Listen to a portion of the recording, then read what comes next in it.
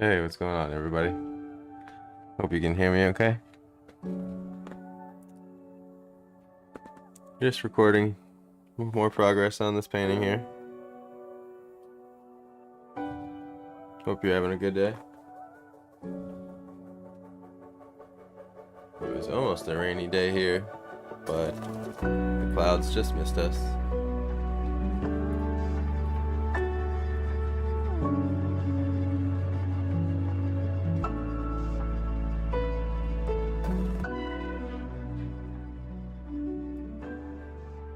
It's probably a better volume for the music, eh? I was hoping for some of those relaxing rain sounds, but maybe some more storms will come in behind them. So you can see it's a relatively small painting. It's just the paintbrush. I think the paper is 7 by 10.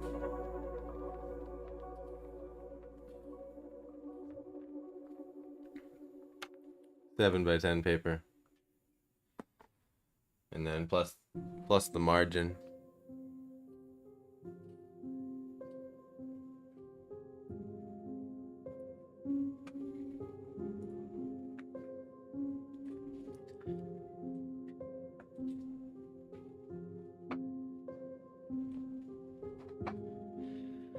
Oh. So I gotta start up my watercolors here.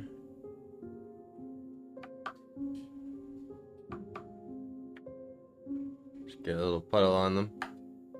Let them sit.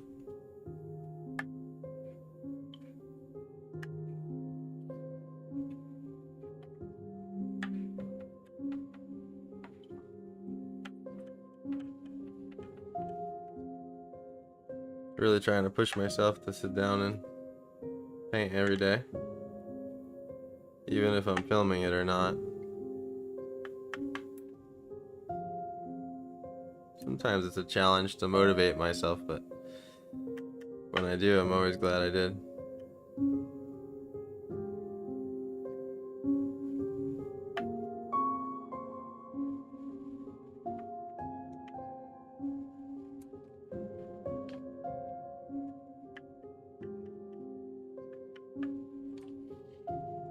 I'm live right now on YouTube, Twitch, and Facebook. Pick your favorite weapon.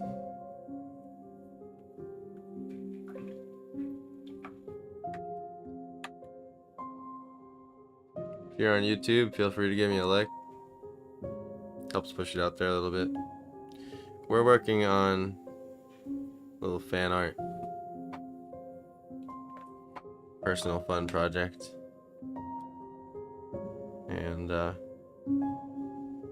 crowd decided on Blackreach from Skyrim here. It's an underground cave. Can't stop yawning. Got myself a little coffee.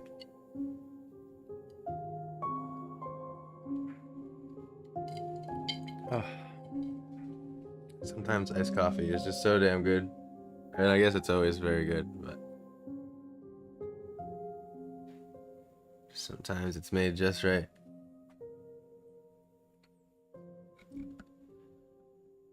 Got my microphone in a new spot. Trying to get it to be a little closer so that I don't have to turn it up as much. Doesn't get as much room noise. So I'm trying to throw in all the little things, you know. So we have Dwarven Sphere here. Needs a little more work. Crimson Nirnroot. And there's a ballista on top of this, which thinking about how to bring out, because it's very dark there, so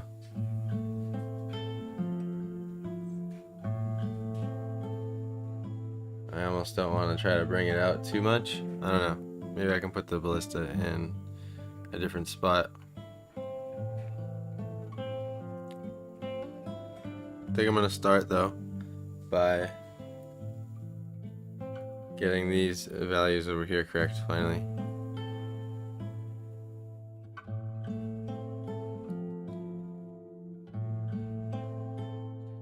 Watercolor should be going now.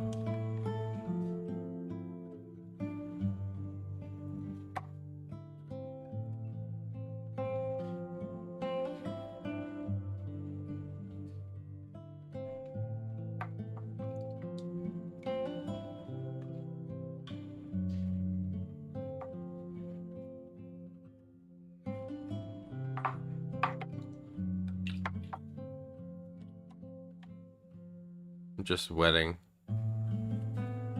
everything with a thin layer. It's easier with the wash brush. Holds a crazy amount of water.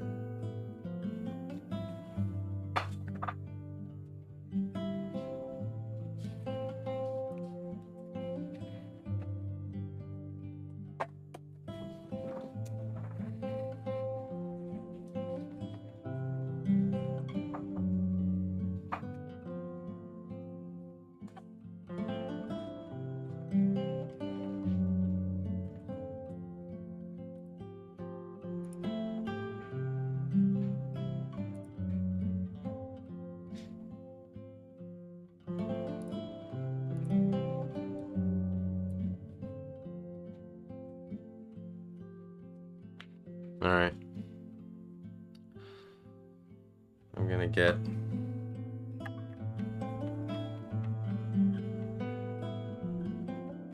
darker mixture here. Not too dark. I don't want to be as dark as this, but it needs to be darker. Go one shade at a time.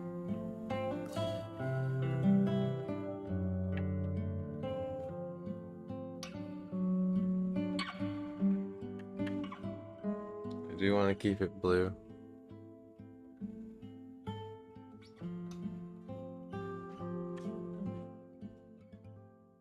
And see if I can pull off this little trick here. Let me know in chat if my voice is loud enough over the music.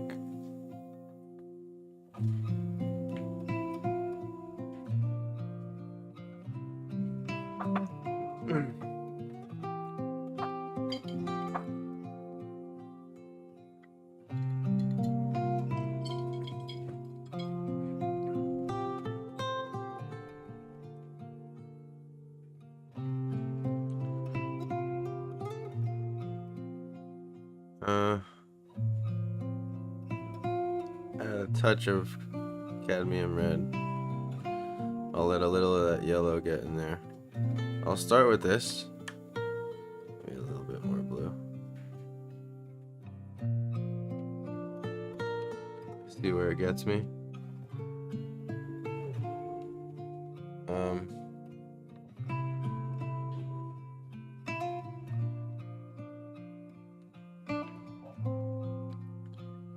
Again, hope you're working on your art too. Feel free to join the Discord and share what you're working on. Friendly little community.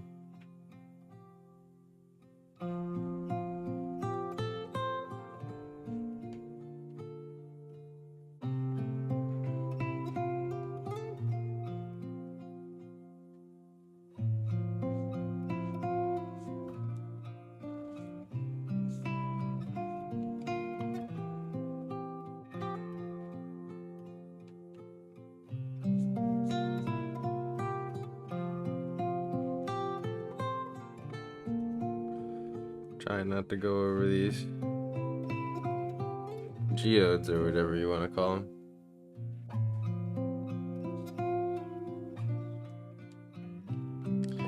Welcome if you're just hopping in. Just here to record the journey on my paintings.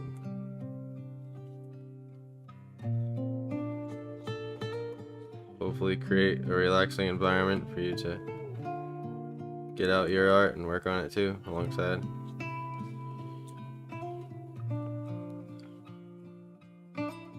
Trying out this copyright-free music here for a while.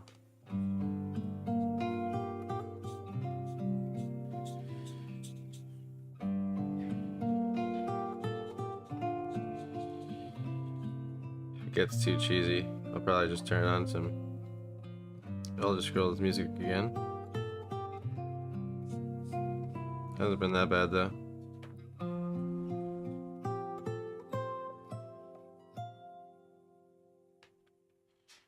Grab a little water.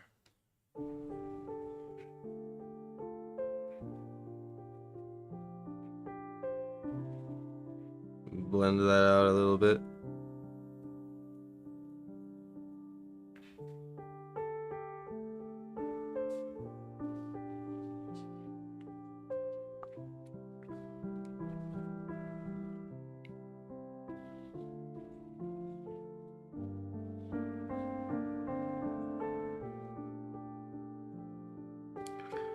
It's actually a mushroom.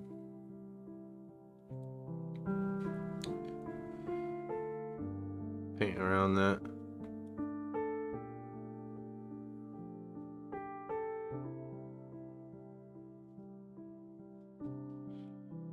I don't know if I can get thin enough. Let me see.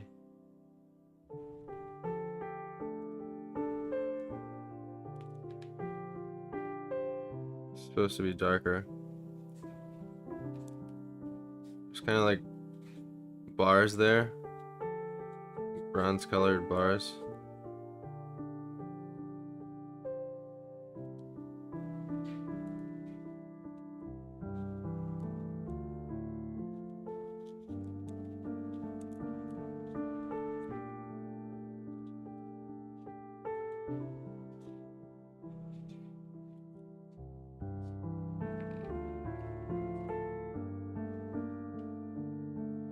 Hey, what's up, City Pity? Good to see you here. Hope you're having a good day.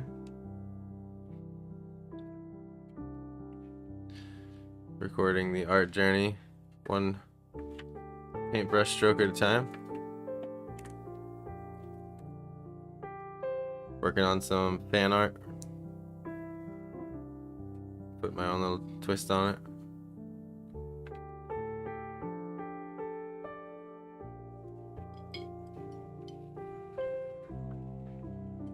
Is this your first time on Planet Joachim?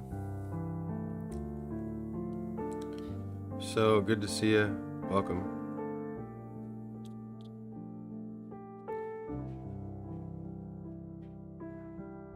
If you stick around, maybe able to vote in what I have to paint next. The Discord community you can join if you want to share your art too. Let that dry a little bit.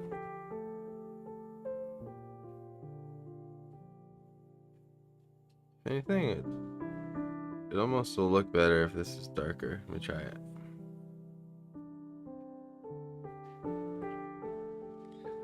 I like your watercolor art. It looks cool. Thank you so much. Yeah, first time, sweet. Well, glad to meet you.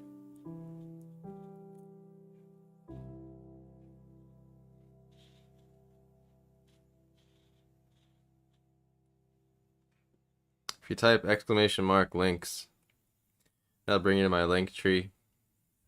You can find all my other socials there as well as my portfolio if you want to see more of my stuff. But overall, just here to record the journey and hopefully make some chill vibes, some relaxing vibes. It's personally my favorite. You know, light a little incense, rainstorm. Take the art supplies out. Nice iced coffee. Good times, good times.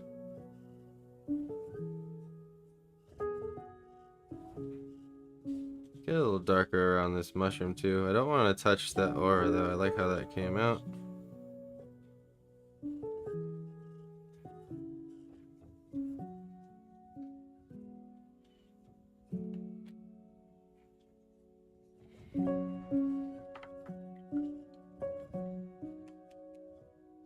Sure, I definitely do get jealous seeing other people's art because I can't paint with them. Of course you could paint with them.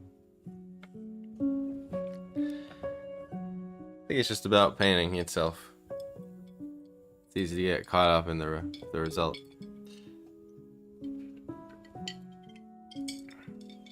I enjoy the feeling of having the art supplies out and dipping the brush in the paint and putting it on the canvas. Sometimes I don't even know what I want to draw, and I'll fill up a sketchbook with just random doodles, swirls.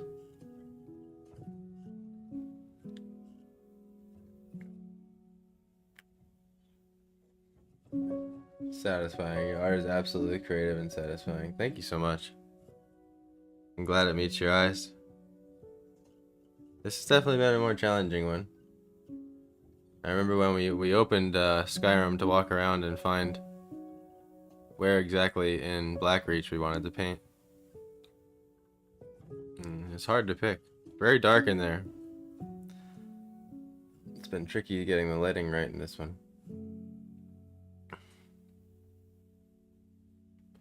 Do have to bring back a little bit of this thing here.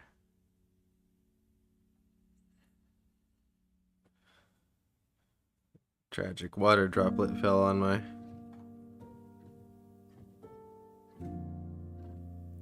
staircase here.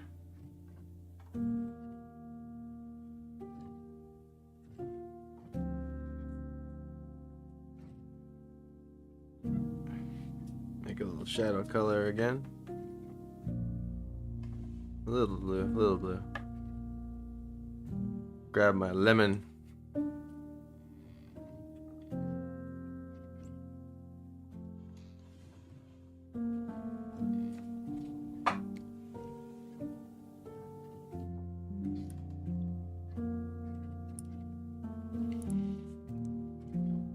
Same. My sketchbooks are filled with random things. I don't want to show them to anyone because they look bad sometimes.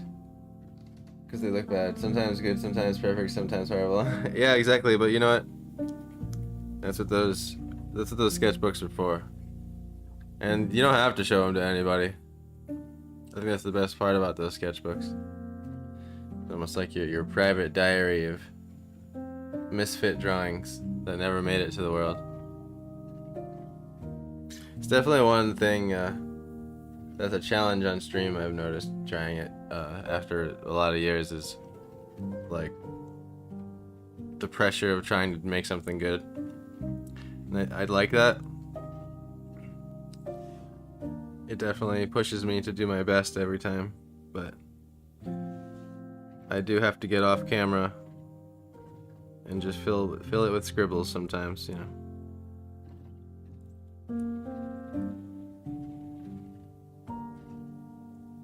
It's definitely it taught me to trust the process. And you can go way back to some other streams I've done and some of the hard ideas that chat has made me do. And having to work through them is an adventure. But I'm glad I did.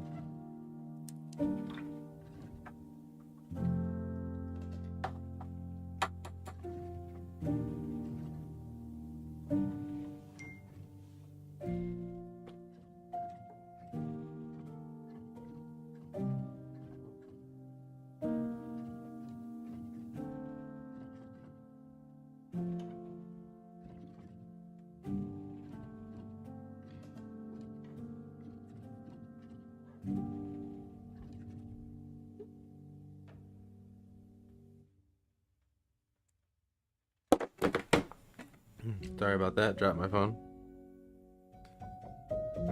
Puddled up a little funny, didn't it? It's fine.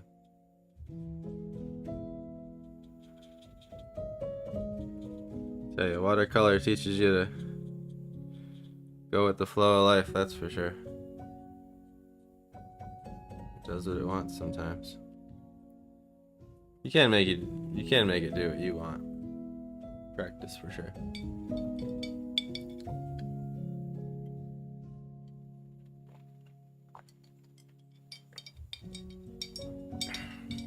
The real fact is that I fail to use watercolors and markers. I regret buying them. Rest in peace, my money. Oh, believe me, I have so many supplies that I've bought because they seemed interesting to me and I wanted to try them. And now they've been sitting in my shelf. unused. But the way my course went was I started out with pencil, got really obsessed with pen and ink. I drew in a lot of black and white and pencil for a while, and then about halfway through I tried out painting with acrylics, and I fell in love immediately. And then ever since then I've been obsessed with painting and color. I never did color before, so went through the whole journey of color theory and everything, and still, you know, the journey's not over, you still learn. But and then I decided to try some gouache and watercolor. And I painted for years with acrylic before trying it, and immediately intrigued. I love the way it works, even though it's more challenging to work with, particularly for ease of access. Like, it's less messy, easier to clean the palette. It reactivates, which I love. Hey, thank you so much for subscribing. I really appreciate you, City Pity. It means a lot. I try to be here whenever I can. I've tried the stream schedules on and off, but basically I try to stream every day if I can. Sometimes we'll go a week break because life will get in the way, but I like to try to just record my journey as much as possible. I used to be way more into editing videos and making art videos. I'll try to make more of those too. I think the one I'm interested in the most is kind of like when I go out and go paint in the world, like in the woods or in nature, to like sort of film that journey and make a little edit of it. I'm almost doing it like silent film style too, with the real sounds of the world, because it's almost like an immersive experience. That's what I'm trying to go for. Good for you. Whenever I use watercolor, I'm just like, yeah, that's it. I don't need to be Dora the Explorer and try new things out if I'm not good at it. Yeah, no doubt. I don't need to be Dora the Explorer.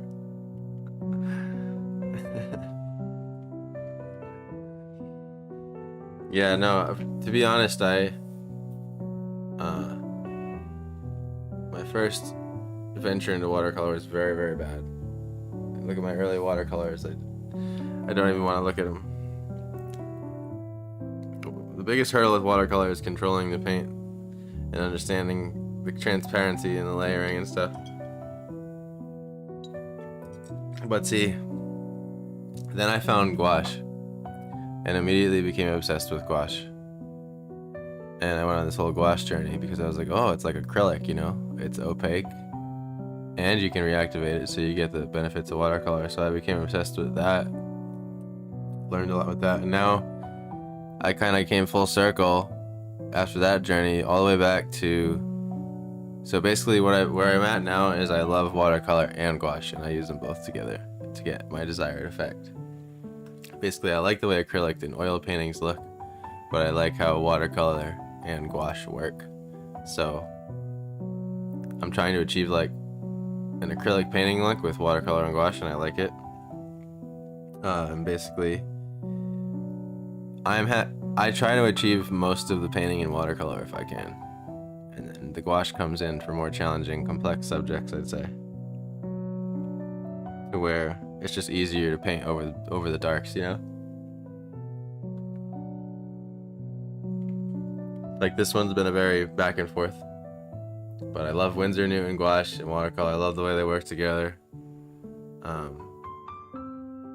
And if anything, I would say I finally found like my end game medium. Like that's what I'm gonna be using for the rest of my life for the most part. I get pulled back and forth here and there, back to pen and ink and pencil, but I am addicted, let me tell you. And then once I went color, I never went back. Just painting with that whole other dimension. Too fun. I only use acrylic and gouache because they are thick as hell, and they are cool. The worst logic I've ever told you. No, they are cool. And I think what's awesome about acrylic is you have an unlimited amount of times that you can go over the painting until it's right. And I think that's why I loved using it to learn how to paint. because you can just keep going over it until it looks right, and you can with gouache, but gouache gets a bit thick and weird when you start adding too much of it. But I still have acrylic. It's like I use a lot of things I learned in acrylic. There's a lot of technique that carries over, weirdly enough, or like maybe not so much what you're literally doing physically with the brush, but like a mentality, if that makes sense, that you have.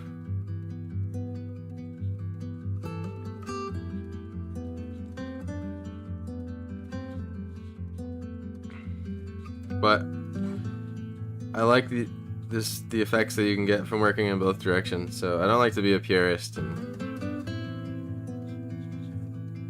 stick myself into one thing or the other. Like, for example, one of the best tricks you can get, like with going light over dark, is like, say, like you know, a starry night sky. You know, you paint the whole canvas black, and then you can flick those white specks all over the whole thing. Oh darn, I forgot to start my recording here. I do upload time lapses of these afterwards once they're done on my YouTube channel, as well as my Facebook. Those are my two main storage of content. And then I have my Kara, my Instagram, and my X. But my X and my TikTok. I don't like TikTok and X, man. I can't lie. I think Facebook and YouTube are my favorite to upload on, and Twitch for live streaming.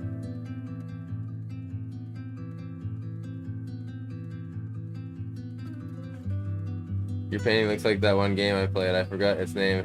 Absolute Magical and Magnificent. Well, that's awesome, because this actually is a game. So the whole story behind this painting is we're doing some fan art, and this is from Skyrim. It's in an actual cave from Skyrim, but I'm adding my own little touch as far as like how things are placed, you know. Dwarven sphere. But yeah, this is from Skyrim. It's a little fan art adventure, a little tribute.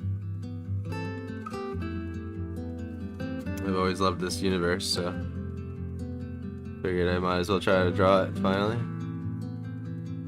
The video games I played as a kid were some of my biggest sources of inspiration when it comes to what I like to draw, because you'd always see all the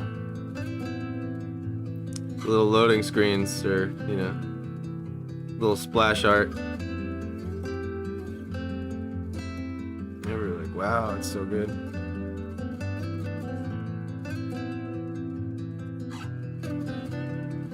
I do like doing digital art on my tablet, but it doesn't compare to painting on a piece of paper, man. It's just my favorite. Doesn't beat it.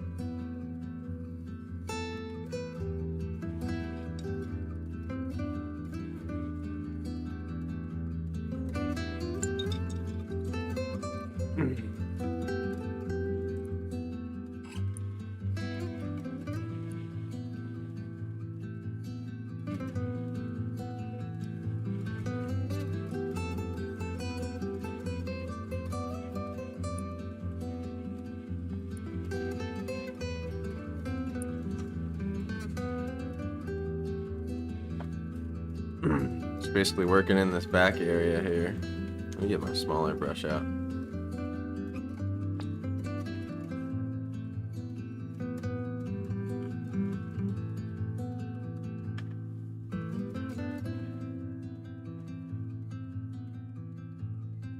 You look up Blackreach Skyrim, you get an idea of the place that I'm going for here. It's kind of the color, honestly.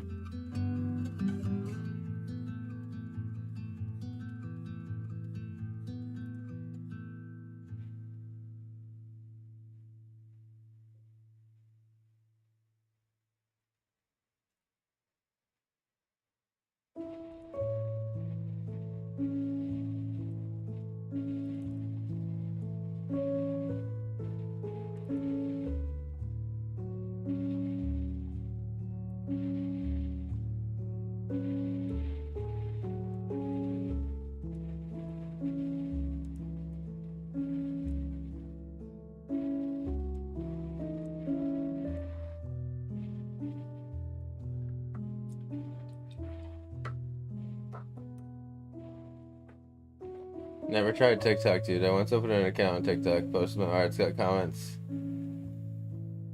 Come on, this is a lot. I get 0 comments except that one vid. And people were mad on one of my art. And people were mad on one of my art that was good.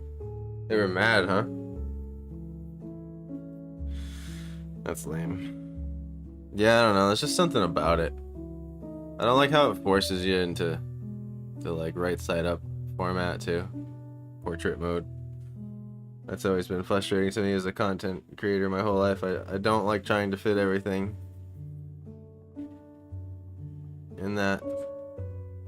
But yeah, it just rubbed me the wrong way. The pace of it, it's too hyped up.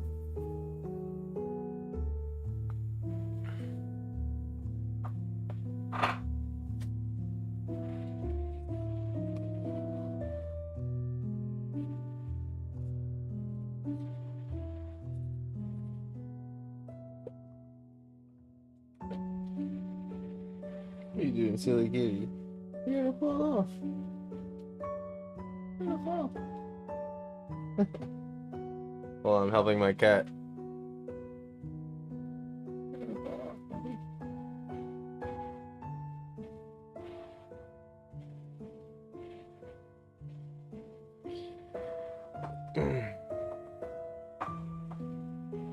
It feels rigged, and back when I was doing more like hyped up type of art videos and making them like skits and fully editing them and everything, it was like I swear to God, like they would cap me out at like 1,000 views a TikTok. Like I got this, it would get like 1,200, and it's like if it was truly going through an organic algorithm, like how the hell did I just get lucky enough to snipe exactly pretty much 1,000 views every single video? It's like, nah, man, that's rigged. Like that's totally like it's capping me. And, you know, it makes sense. It's like people probably don't want to hear the truth, but if you think about it, not everybody can get all the views and all the sponsorships and all the merch purchases. It's just there's not enough to go around. Just the way it is. I'm 32 and I've lived through the whole evolution of the whole damn thing. It's not like it used to be. It's very saturated now. Which in a way, you know, I kind of like that it might go back.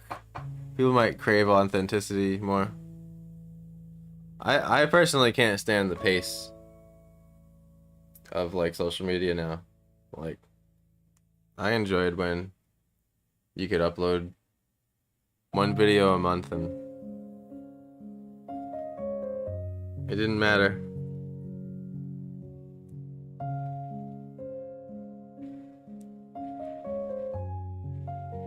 It's like one video a day shit was the downfall, man. How can there possibly be enough interesting things in the world to upload one video a day? You know? But what do I know? Interesting times. So, I used to be a bit more fiery about uploading every day and trying to think of some new trend and sticking with the challenges and stuff, and I'll still do it here and there, but let me tell you, the second I've let that go, I've enjoyed it so much more to just sit down, get in my zone, and just paint and create. And kind of like, and that's why I've really liked live so much, because a lot less video editing involved. If you're there while it happens, you're there, you come hang out. And I just kind of like setting up the cameras and the mics, and just like that's how it comes out. And I record on the side. I'll take the footage later, and I make a time lapse with it, so people who like the channel can go back and see the whole thing sped up. But just been so much more relaxing, and you know, I'm not gonna get the millions from that, but we get a chill art community with some good vibing people, you know. That's what I'm happy. That's what I'm happy for. Do some gaming here and there. For those of you who've been here and Planet Joachim a while, you know we do some gaming sometimes too.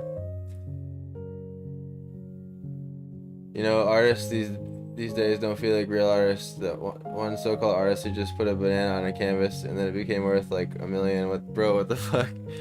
Yeah. I mean, me and my girlfriend joke about that all the time. I'm not even joking you, dude. Like,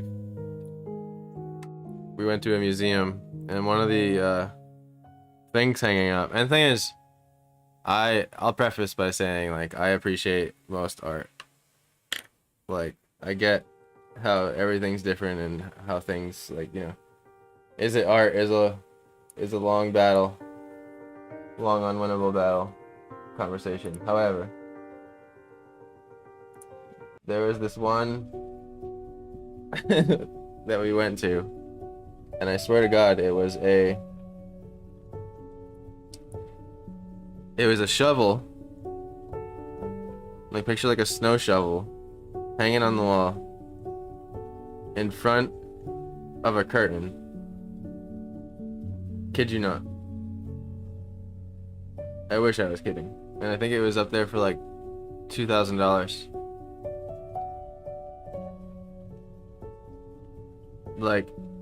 Like picture, like hammer a nail into the wall, right? Hang a snow shovel off that. And then hang a curtain behind the snow shovel.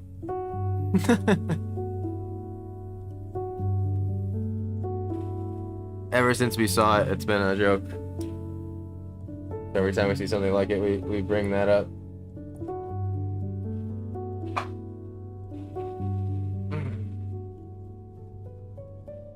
Anyways, I gotta go to sleep. Or, you know, Asian moms. Of course, my mom loves me. Not like she would beat me if I don't go to sleep. Bye. Well, hey, very, very nice to meet you. I'm so glad to see you here on Planet Joachim, and hopefully catch you next time. Thanks for hopping in and joining the conversation. Really enjoyed it. Take care. I do sometimes have a face camera too. I'm not always faceless. But right now my camera's broken, so I have to get a new one.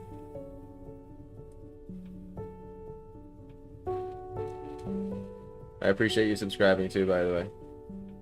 Hope you have a good night, good rest.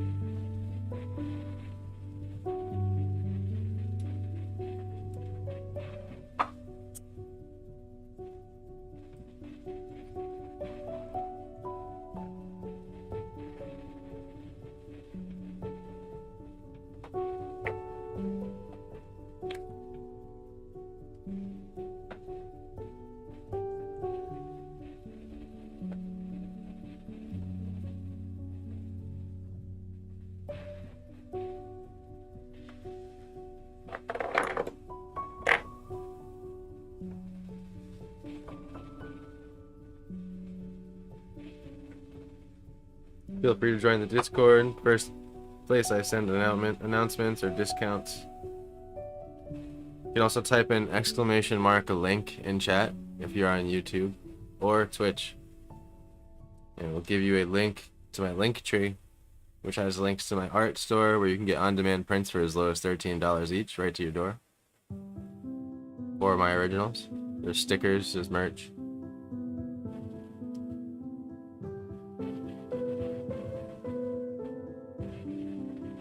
I just ordered a bunch of new prints recently for an upcoming art show. I'm excited to crop them all up and bag them up nice. I bought all these plastic sleeves and cardboard leaves so that they look all nice, and I get some print out some stickers and label them and make it all fancy.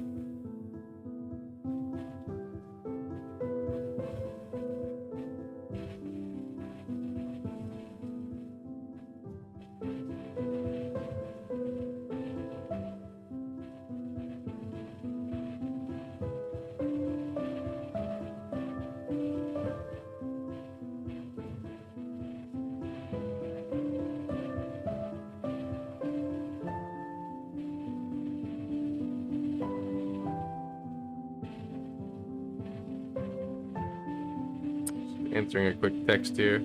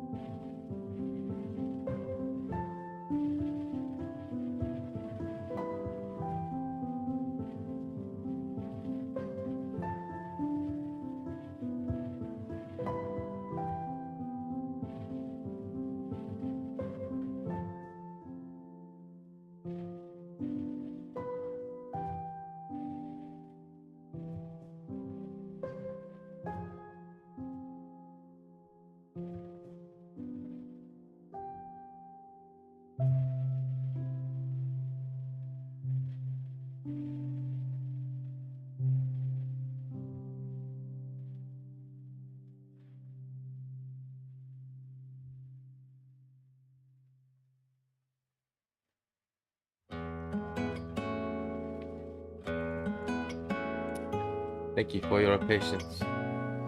Yo, I'm back because my mom is distracted and phone, and tell everyone who arrives this wonderful place that I sacrificed myself to watch this. By my mom, I'm gonna end me if she sees me here. Well, I don't want to get you in trouble. I appreciate you coming back though. Just put some headphones on.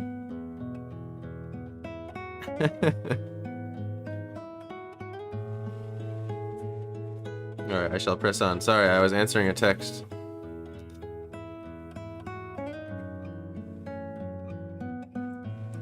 It needs to be darker behind there.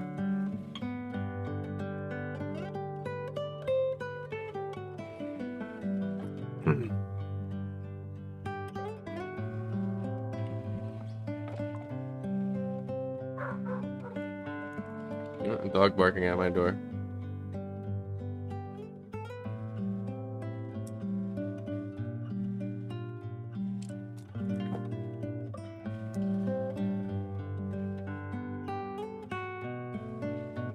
So I gotta darken these little stones here a bit more.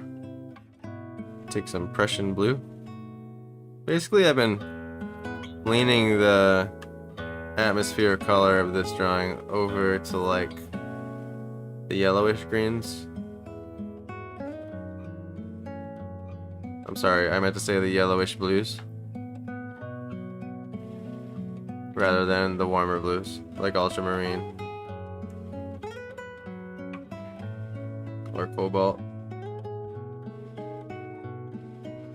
I used cobalt for the wall geodes though, because I just like that it stood out very different from the yellow blues, and that's a good example there. Actually, you can see them both in the same place. So this is what you'd consider a very red blue, or more towards red, and this would be a yellow blue, the phosphorescent, whatever you want to call it. Hey yo, I'm back. My mom said my guests are coming. Let's go. Now I can watch this again. Yes! Hype! I hope I'm sorry if I'm not matching your energy.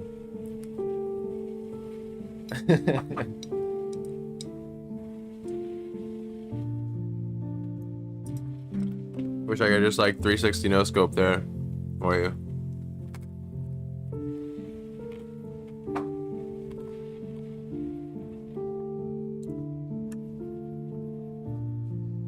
Actually, cobalt blue is I would say very in the middle between ultramarine and Prussian.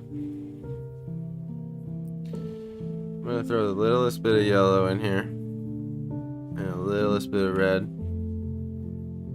That actually wasn't the littlest bit. That was a bit too much. Now I'm just gonna add water, a little more Prussian blue and water.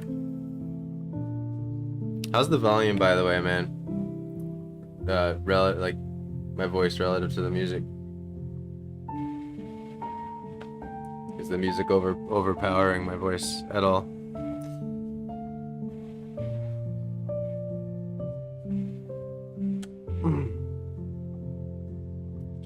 I kind of just sketched in these stones here. That was way too much. It's okay. Way too much water, that is. I'm just gonna dab off my brush here.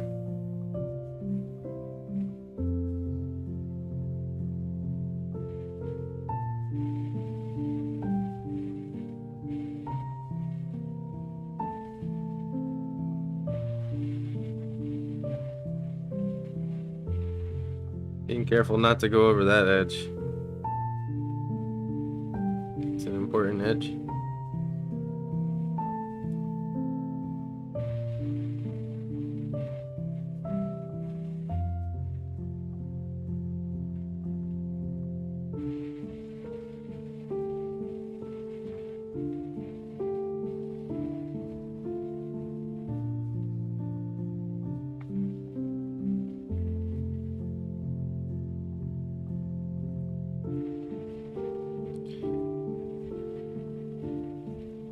I have to slowly make this darker until it looks right.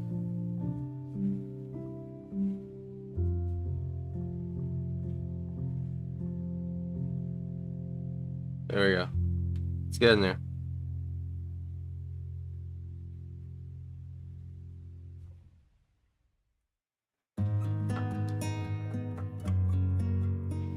Why is no one watching the stream? Are the 645 subscribers dead? No, I'm a little guy, man. Sometimes if I'm on at the right time and I give enough heads up, you know, I can get like 5 or 6 people hanging, but it's a lot of the people are OG. You know, 2 or 3 people I know in real life that like watching. Yeah, we've had some bangers, like suddenly 21 people watching out of nowhere and people are popping off in chat, but I recently had to go on vacation for a couple weeks, so that probably died it down a little bit. It's kind of random. I stream at all different times too. So, like sometimes I'll stream at a certain time of day and it seems like everyone's on. But again, I'm a little guy. And I've gotten those subscribers from other endeavors too. Making videos or skits or collabs.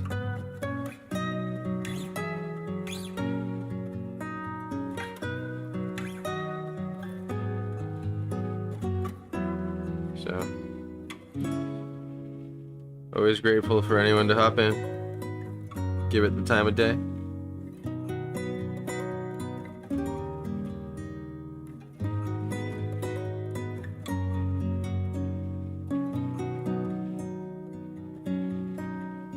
Next stream I'll be giving out a discount code.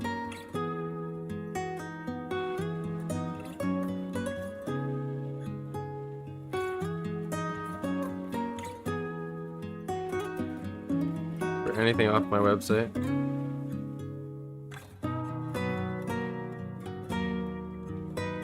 Just a reminder to everyone out there.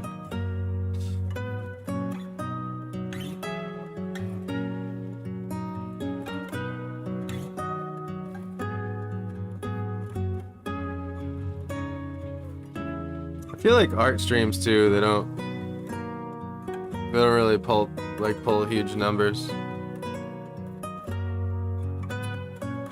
So I gotta draw the tiniest of the lines here. And leave behind those yellow bars.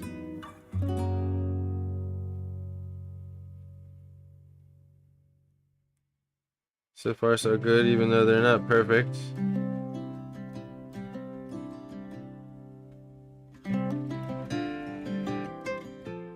I probably could have gone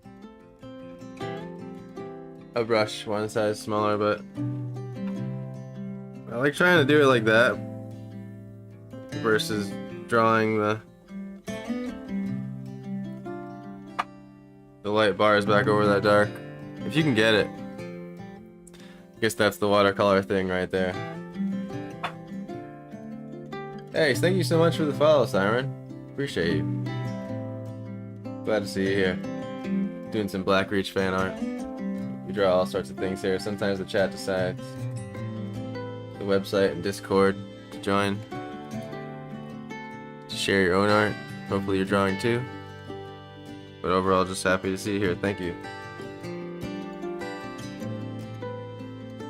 Dang, I just realized something. I gotta go get those Asian delicious watermelons ready to eat. Not for the guess, it's me. I want to have some. Huh? You bet I never share food. Well, you run off and go get those Asian delicious watermelons then.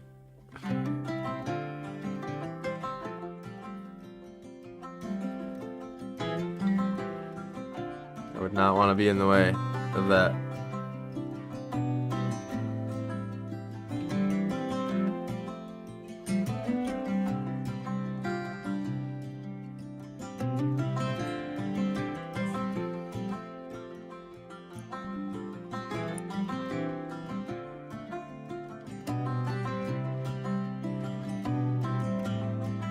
I'm just being careful at how quickly I darken this.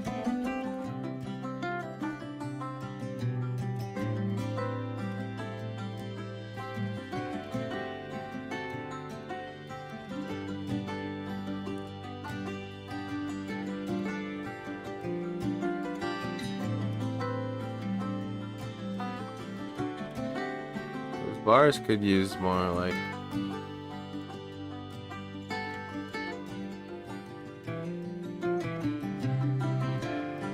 more of that green.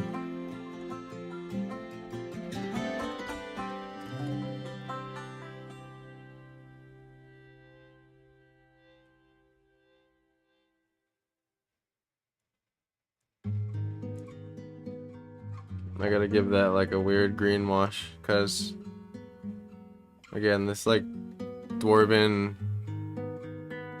ruin, like whatever they make their buildings out of,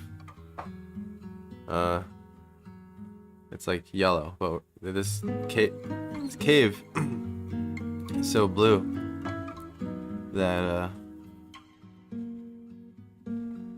it's just making green. Yeah, cool idea. Thank you. It is a beautiful area. Blackreach, you know what I'm talking about when I say Blackreach? Yeah, I love it. I always have to explore every corner of it too. Open every jar, every chest.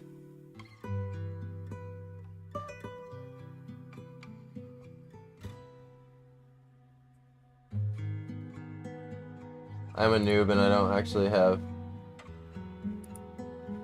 my Twitch chat up on the actual website, so all I see is like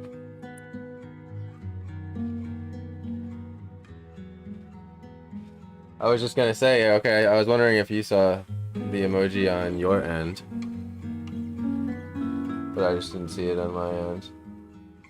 The Siren's on Twitch though, but I'm saying hi to Siren. Anyway, yeah, it's a difficult shot when we started this painting on stream. We actually went in Skyrim and we walked around in Blackreach and took multiple screenshots, probably like 30 or so, before we decided on this angle. This Dwarven Sphere wasn't here, this Crimson Nirnroot wasn't here, and that was all, you know, what I'm adding. So I gotta get this mushroom just glow a little bit, but I don't want it to be darker than this wall. So I'm kind of pulling from a few different screenshots and like constructing my own Blackreach scene. It's been challenging with watercolor. It's fun. I like trying the darker scenes in watercolor, but they are very different than brighter scenes. It's alright, you don't have to hate your life for that. It's not worth it.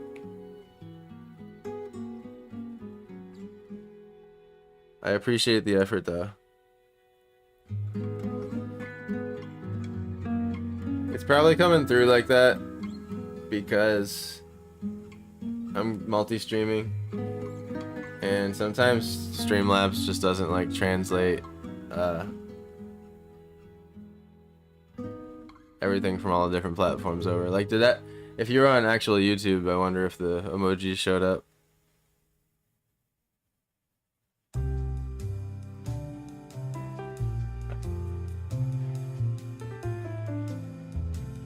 Anyway, the distracted painter talking over here. Oh, here, it's just the wash I was making. Add a little more water.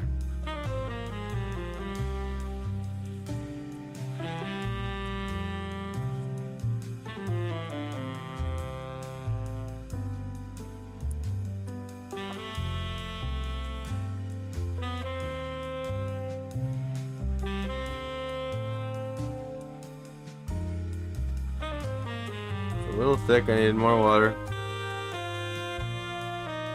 I want this to be a very thin wash over the top of it. It's gotten some gouache in it, so that's why it's being opaque.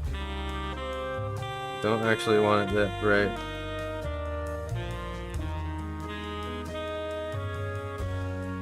Watercolor, a lot of the times where you end your stroke is where the paint pulls up, so you can use that to your advantage and plan that out. I'm actually gonna dry my brush out quick here. Put the sponge here so you can see when I do that, and take back a little of that paint.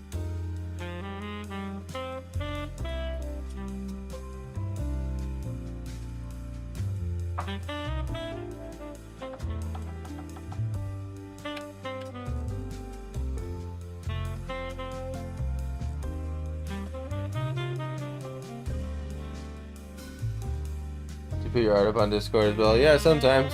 There's kind of different tabs. There's like, you know, works in progress. There's let me see here.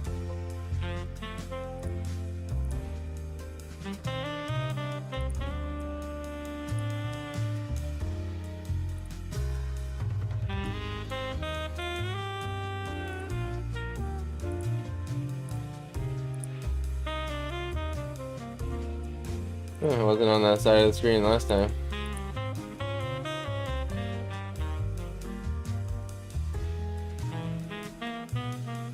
Whatever, that's fine. But yeah, right here. Works in progress, completed works. Just everyone sharing their stuff. Like here's like a portrait I tried when I was on vacation.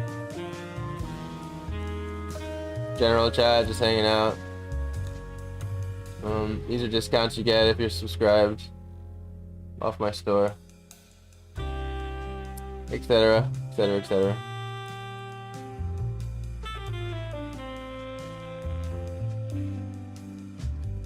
More people to hang out. Alright, also the announcements tab is where I'll be like, alright, going live now, or like if I lose power and I disconnect, where I tell everyone.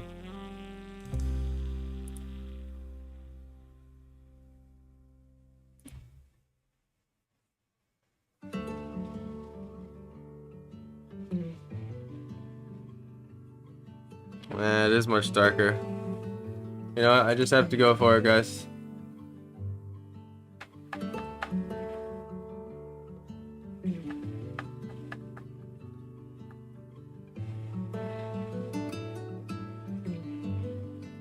Gotta make a bigger pool. A little red. There's a lot of yellow in Prussian blue, so when you toss that red in there, it already starts steering towards brown, which is nice. I like that about it.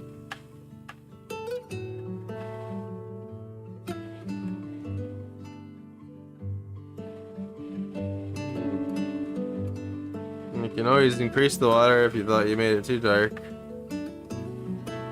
Remember, you only get a couple chances to wash over a last or another layer.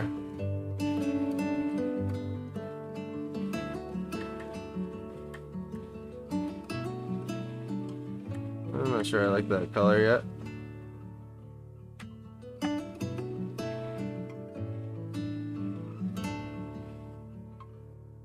This might not even be dark enough. Trying to make it more gray, basically. So grab that red. That'll complete that triad of all three primaries and bring it towards gray.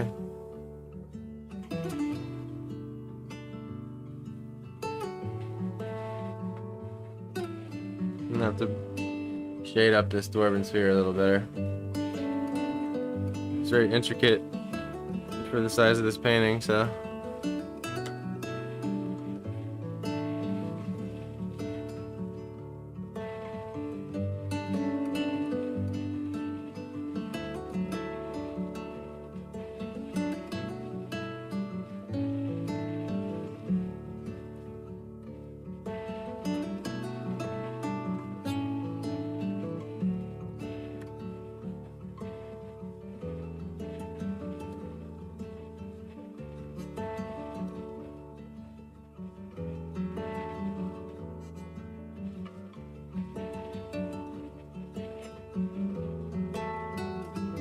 And I've layered this part multiple times already, just trying to get it in the right darkness. Pretty much not really even caring anymore about being able to see the little dwarven tower going in the back, because it's not even really like integral to the composition anymore. Add a little more water here as we get closer, thin it out.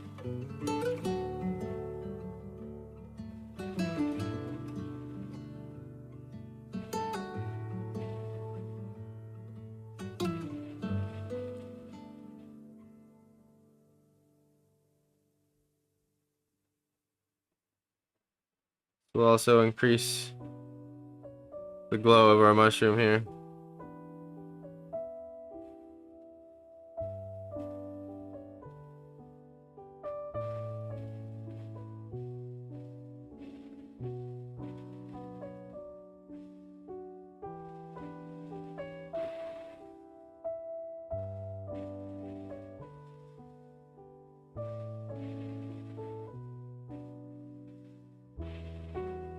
Definitely probably, you know, being a bit too careful here.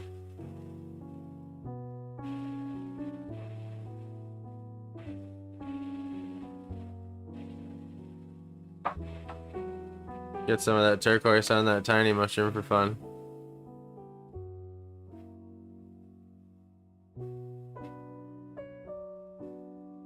Okay, so just type in !Discord in chat and the command should give you a link to it.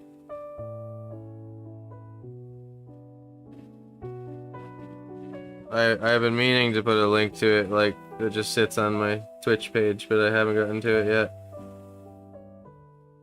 Me apologies.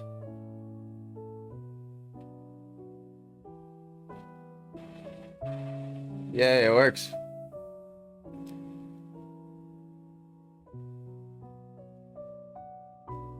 Interesting contrast.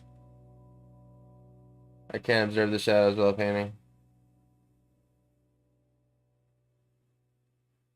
What is your favorite color? Mine is guacamole diarrhea. Oh jeez. Favorite color? I don't really have one in the sense when I'm painting because there's so many awesome things that all the colors do, but overall in life I do like a nice muted forest, like green.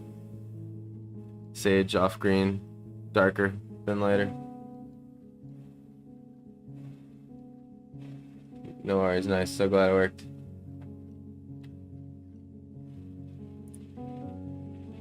Not the most active Discord in the world, but we're there, we're hanging.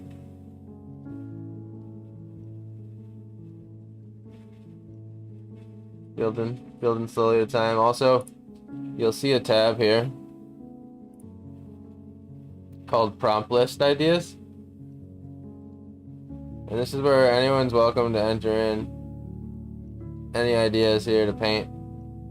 And you can see there's been a lot of those going back and forth. There's a giant list pinned in a Google Doc here that's open to the public. And sometimes we'll put 5 down and we all vote on it and then I have to paint it.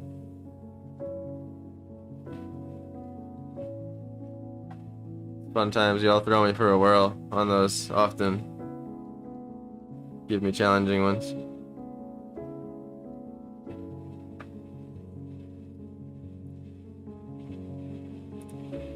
No pressure. Just letting you know all the features, you know.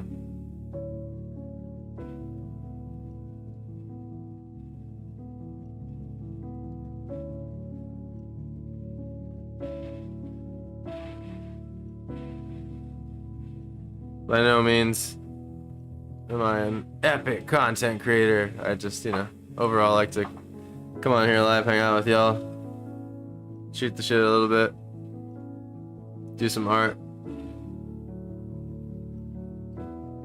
throw up the time lapse when it's done, rinse and repeat.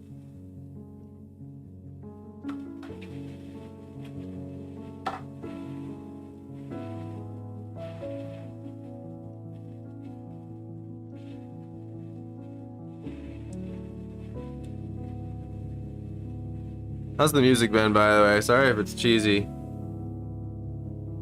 Paying for this, like, epidemic sound thing. Trying to stop getting that, you know, like, oh, your audio's been muted. Because someone in this random country that you can't remember copyrighted this one specific electronic beat. You get the picture.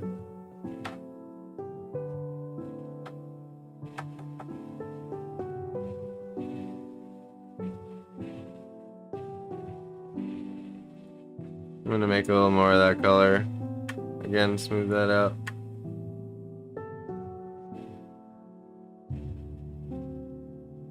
Ooh, a little too much yellow there.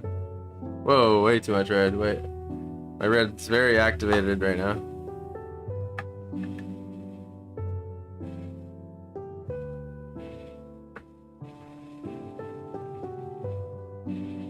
Have you ever used Posca pens? It's kind of live acrylic paint markers, but more thick. No, I've never tried them.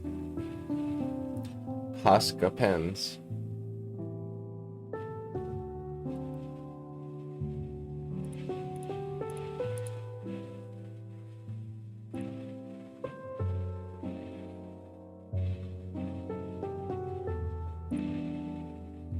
Posca pens.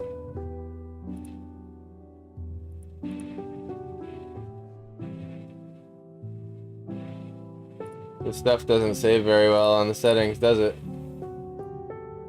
I used to have it like a little bit smaller like that. Alright. Yeah. Oscar pens.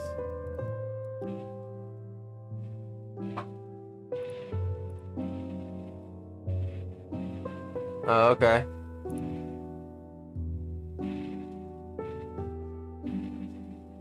Those look dope. I probably want to do something bigger with them, because the tips don't seem to get too fine.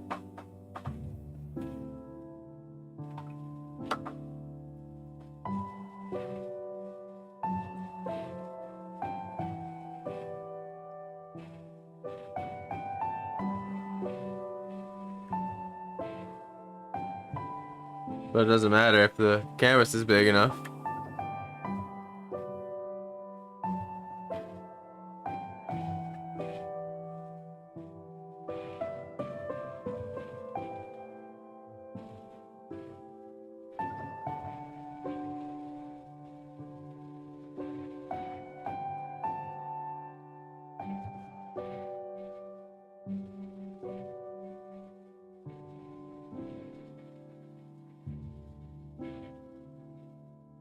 See, in situations like that where I just have to like paint around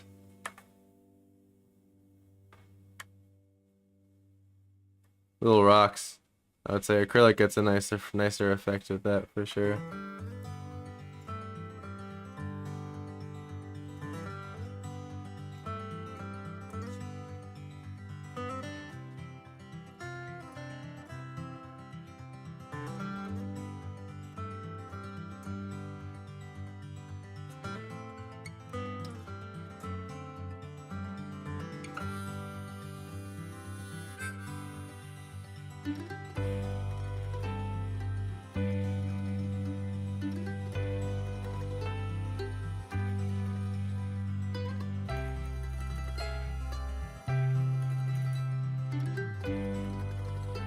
Alright, I'm gonna get the real Skyrim vibes on here in a second.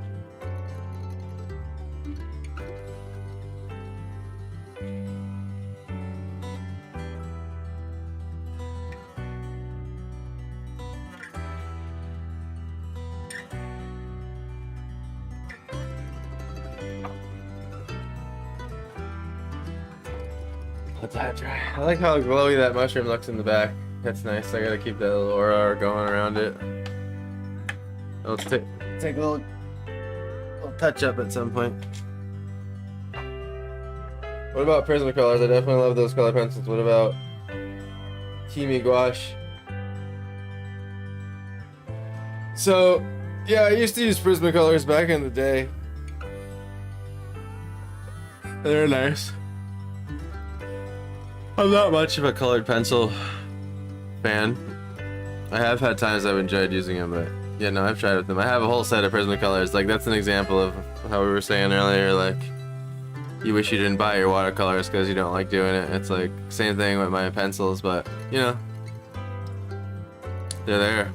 I have them if I want to mess around with them.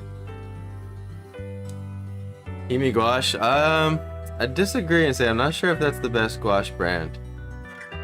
But I would also say that I haven't tried Kimi Gouache, so I really can't speak on it. I use Winsor & Newton, and it does what I need for sure. This is what it looks like, the brand. Winsor & Newton. The light's bright there.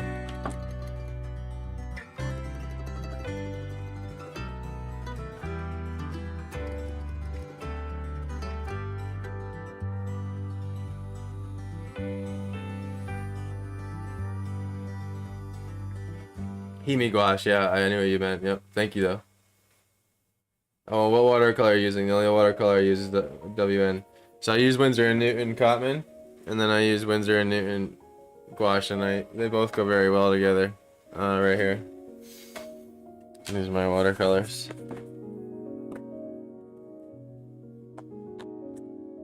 It's like one step down from like the professional. I personally don't really see a difference. The professional is just way more expensive.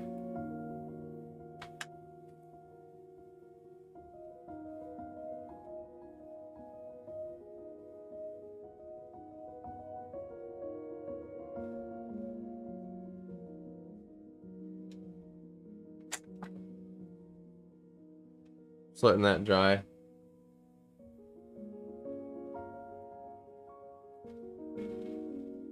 The value of the mid-ground ceiling is so close to the one in the back. It's a fine line.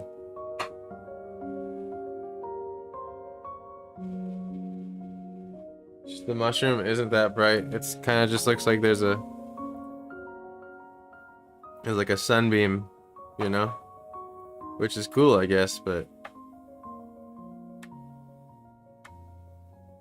trying to achieve.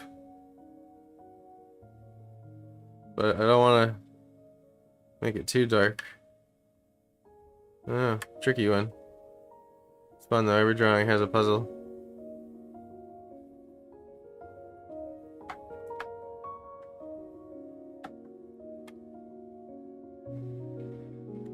Oh yeah, Kimi Gouache is the only gouache brand, that's why it's called the best.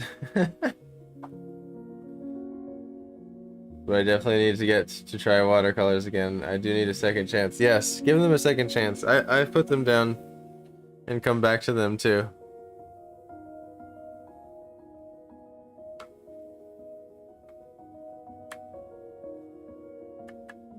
And then they started clicking, and then I married the two together. Gouache and watercolor, that is. And to me, that was the dream couple there.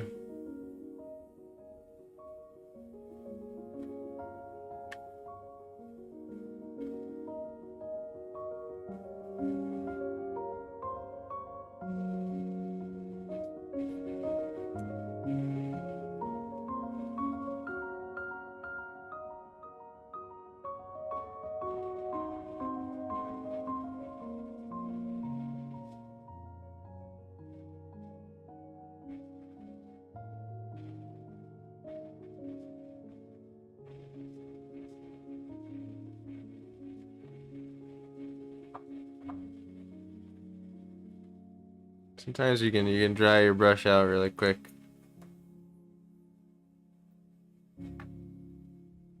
And come back, just smooth out, push it back a little bit, reveal the light again.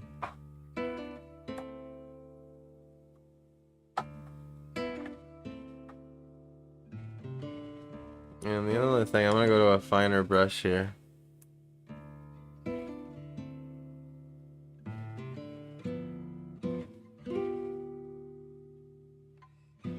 Go for a really dark blue. Mix a little Prussian into it. Mixing Payne's gray and Prussian blue together here.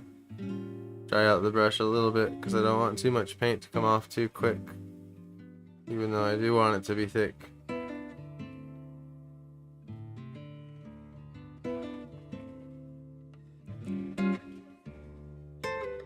Take my time here. Hopefully I'm not blocking it with my head. Okay, good.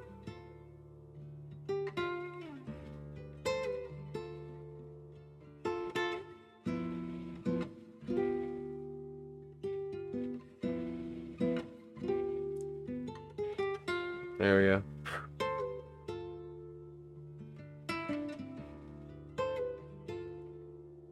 Bring the bars a little higher. Carefully.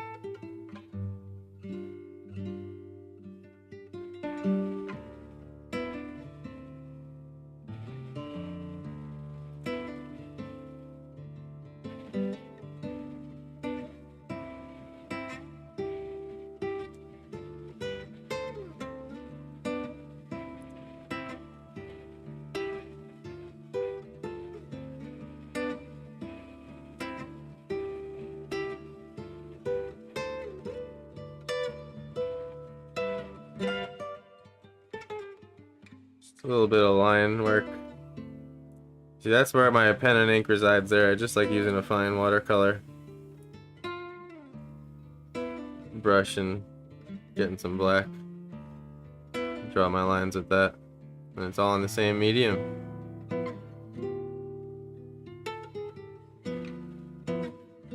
Some of these rocks could use a touch of value. I'm gonna just add a little water to it here, so it's not as dark.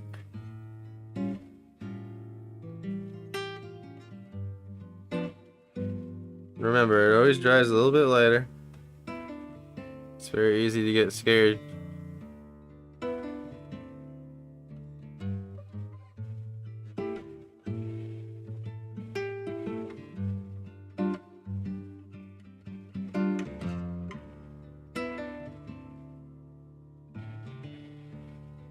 Does kind of look like light shining there, huh? It's like a happy accident on the ground right here.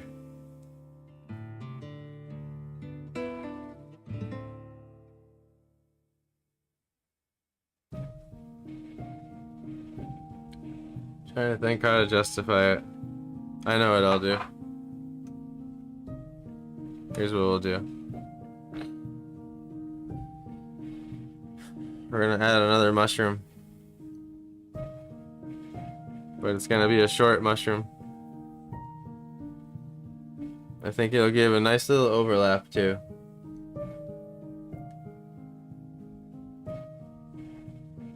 Acrylic is like thick ass paint, watercolor is for water lovers. And gouache is like if acrylic and watercolor had a child. It's so funny you just said that because it's literally how I explain it all the time. The gouache and the watercolor having a baby. And oil is just too old, makes markers are iconic and pencils are okay. I like that assessment of all those. I'd say it's fairly accurate. But yeah, that's why I liked gouache so much, because I like acrylic. It was like where I started, right?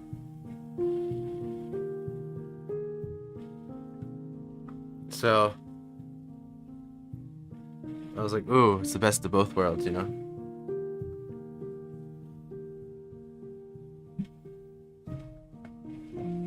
Alright.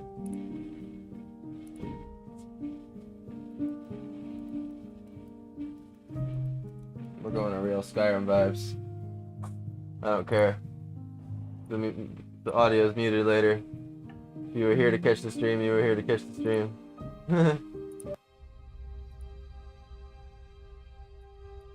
Copyright free music just gets a little generic. There we go. Get those vibes in there.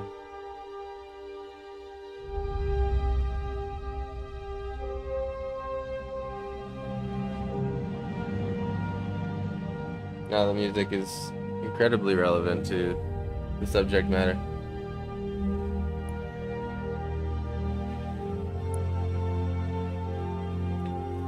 Exploring caves and sky.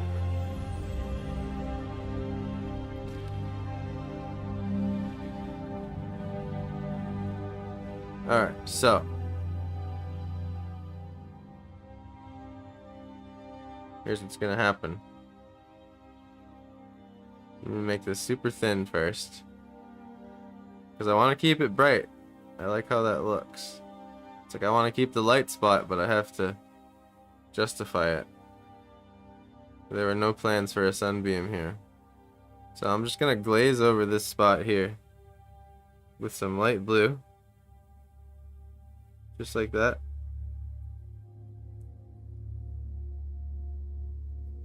And basically what I'm doing is I'm just converting the light down there into blue light.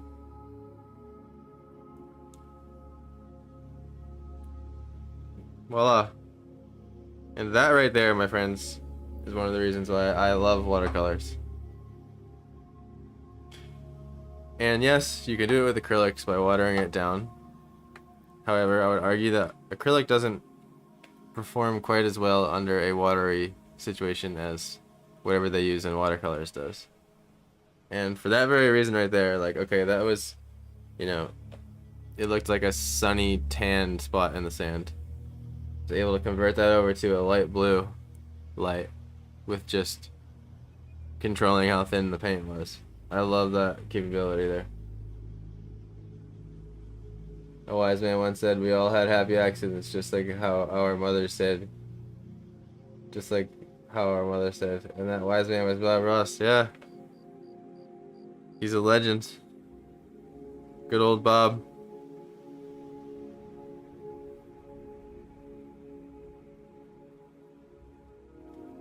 Had a lot of good things to say.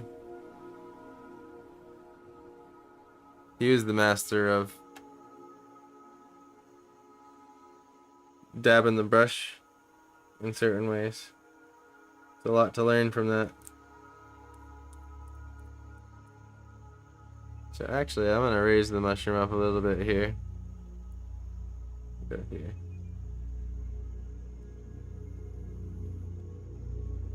Be looking down on the mushroom now.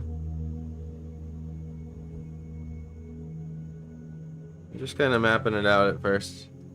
I'll even get it, it's a little stemmy.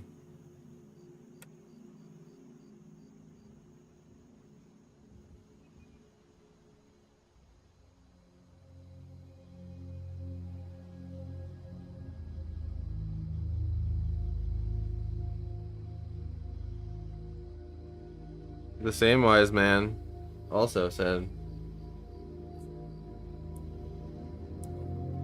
be careful with those highlights, man.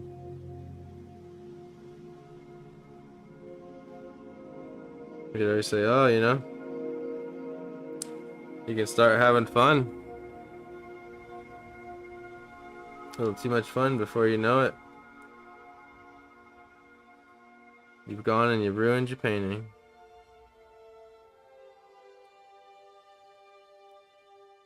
I'm gonna redo that there.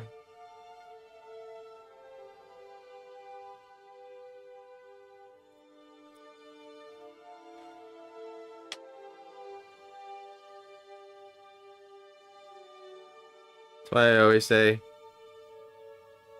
remind yourself to do a little color wiggling. What I mean by color wiggle is basically just, if you find the color you like in your painting, you're about to use it, make 4 little variants of each of those, of that color, to just randomly assort. Helps with realism.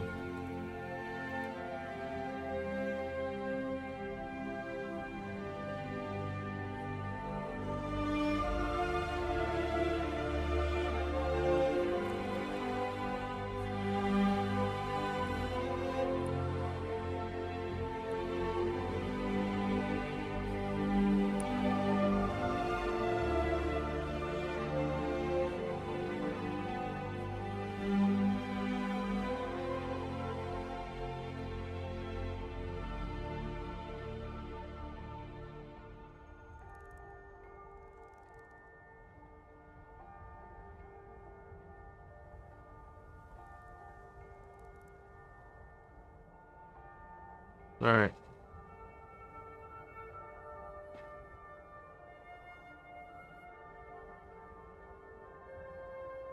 Got a little water here.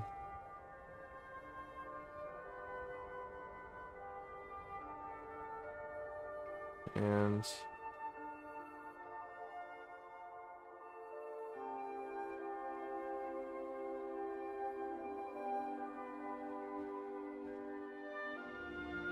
I found too with experimenting with this color is weirdly sometimes the vibrant blue, it looks brighter than like the actual brighter color.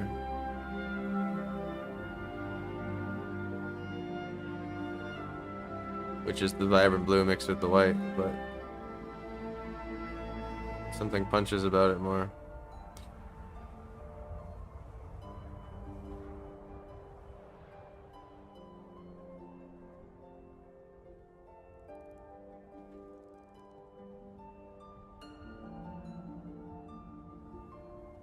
The only thing I love about gouache is when I was a rookie, I didn't have to buy expensive watercolor paper. Yeah, it'll go over more. Paper's better. Normal paper is great with normal paper. And the mushroom's glowing, my dumb mind realized. Yeah, they're glowing, hopefully. That's what I'm trying to make them look like anyway. It's been a difficult painting, I'm not gonna lie. Challenging. There we go.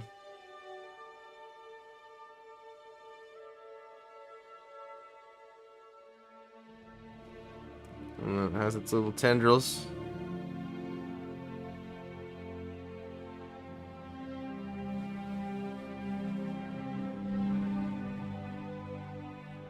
Maybe one's hitting the ground. That's kind of cool, I like that.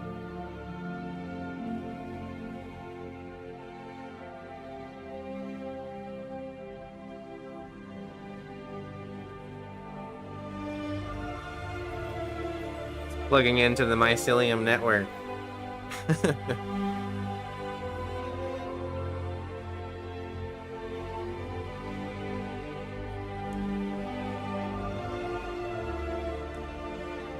Touch these up a little bit here.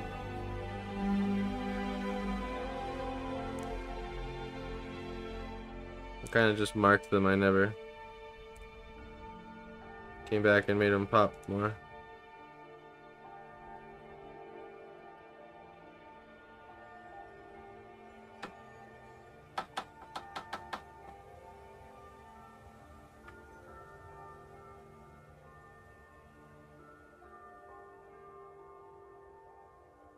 Alright, bro, that's it. I'm gonna go to sleep now. See you in another stream if possible.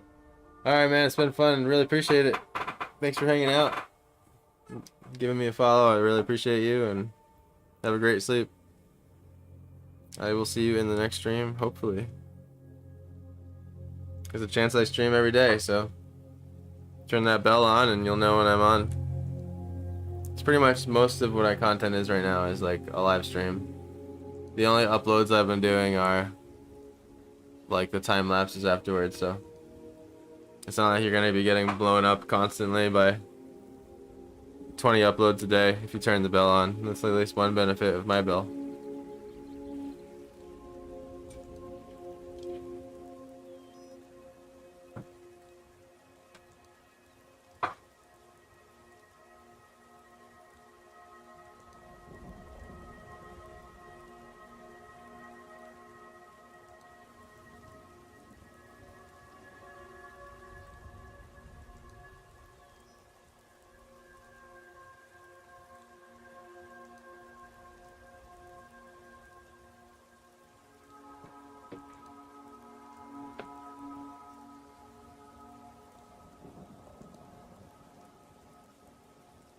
Those are the texture details.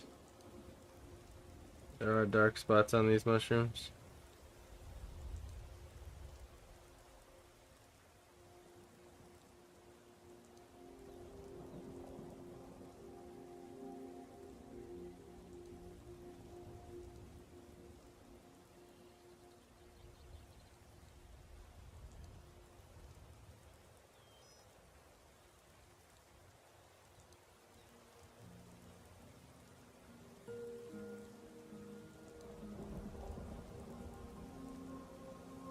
And make these stems even a little darker.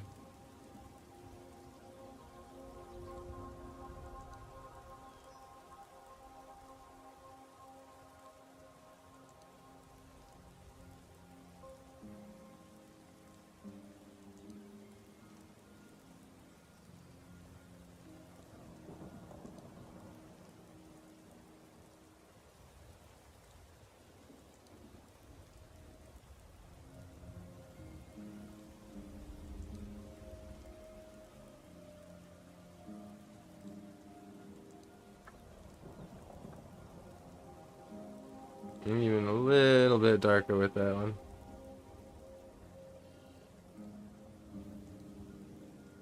But keep it blue. If anything, just straight up Prussian wouldn't hurt.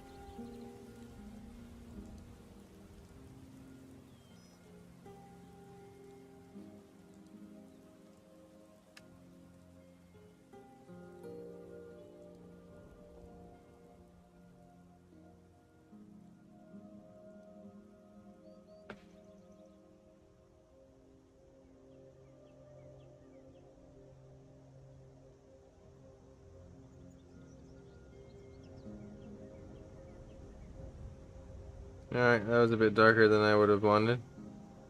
But let's see if it dries.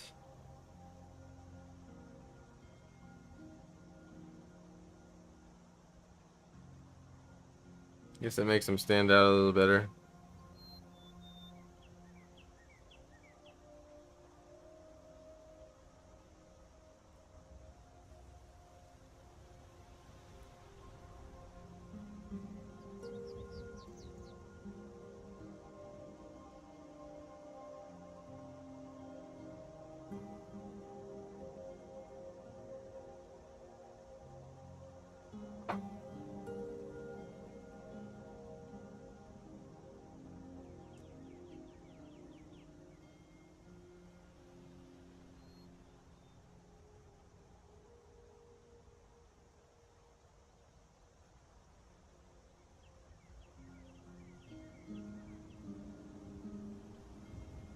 It doesn't hurt to bounce around and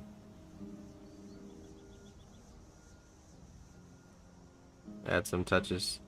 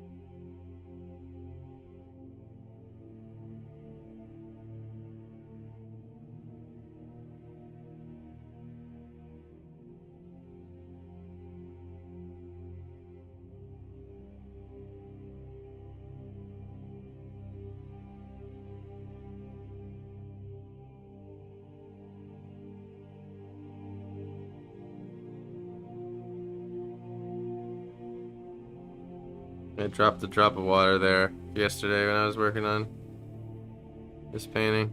It's tragic. That's why that like color discrepancy is there. I just haven't gotten around to fixing it.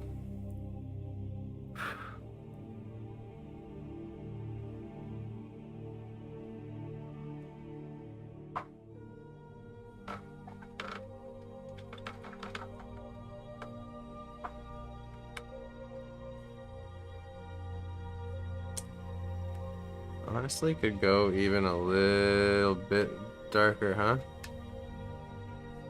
Just right in the crevices of the staircase. I think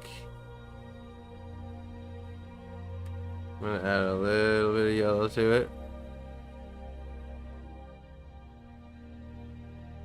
But keep it dark.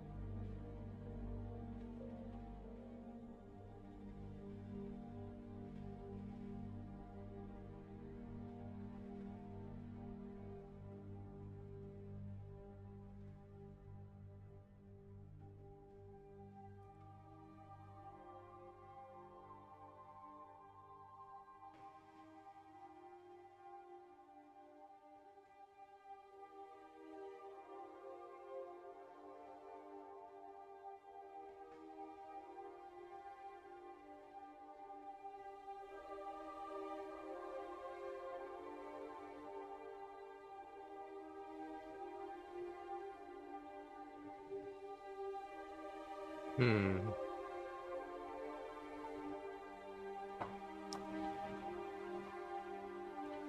Maybe I can make the slightest color here.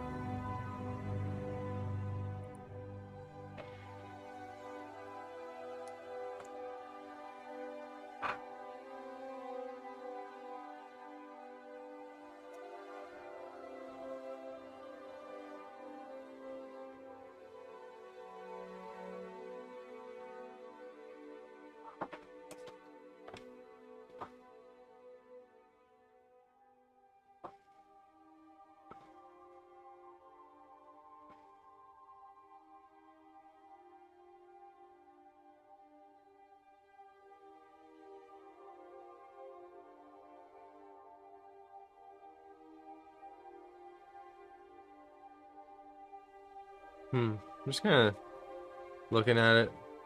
It's good to take a step back sometimes and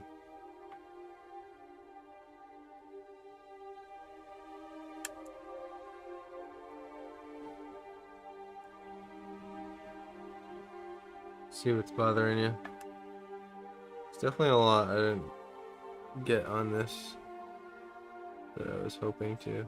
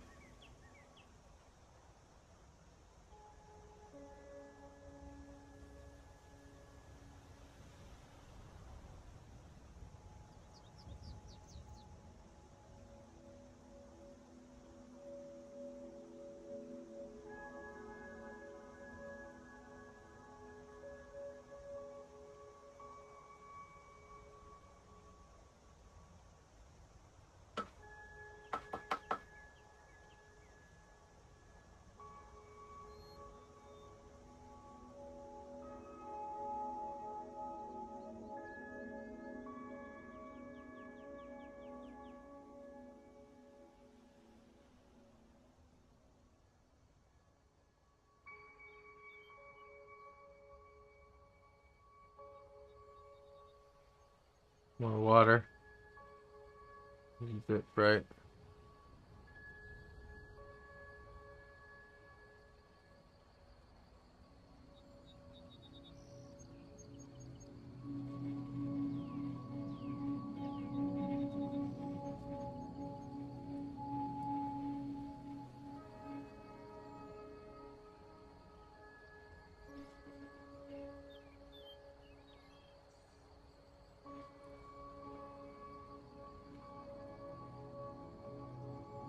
Don't want to brighten it. I just want to give it a little color.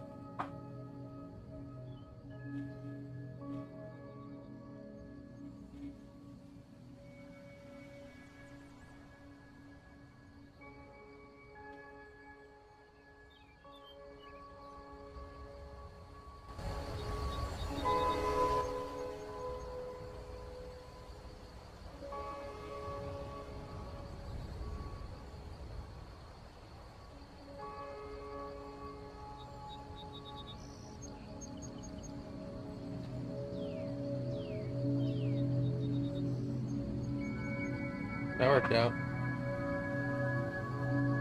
That would be an example of glazing gouache over, like a light gouache over a dark color. Keeping it dark, but coloring it. I don't know. Maybe not the best way to do it, but.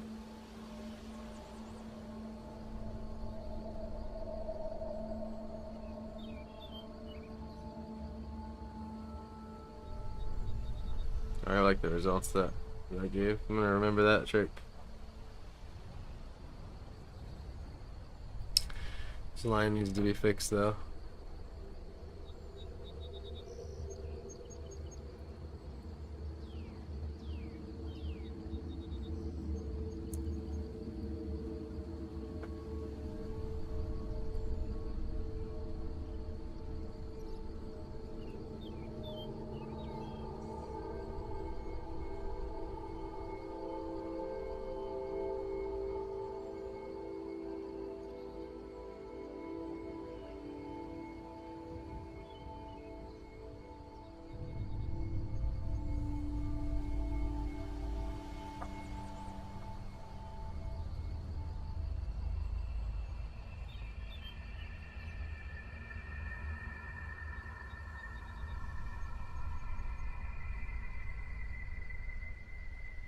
Gotta be more like that.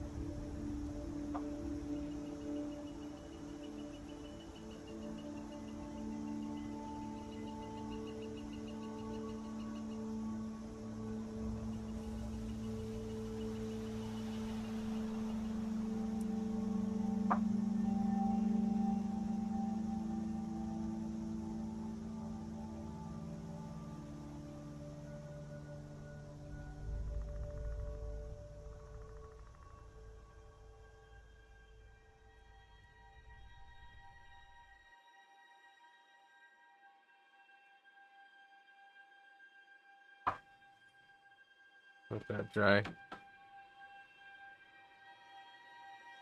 See what it gives me.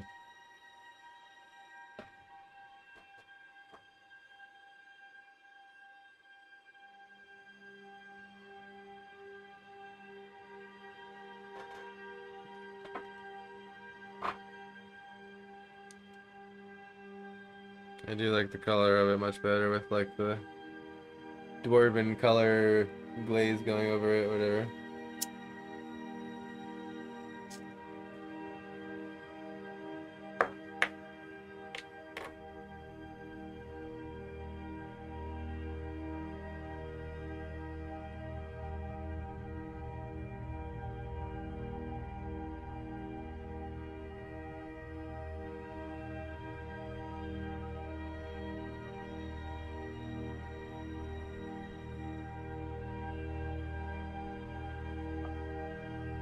Okay, nice. I think I can take a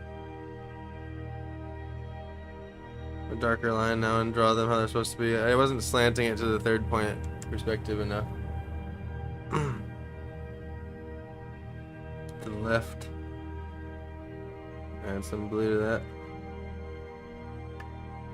A little bit of yellow. Oh, wasn't any water in there.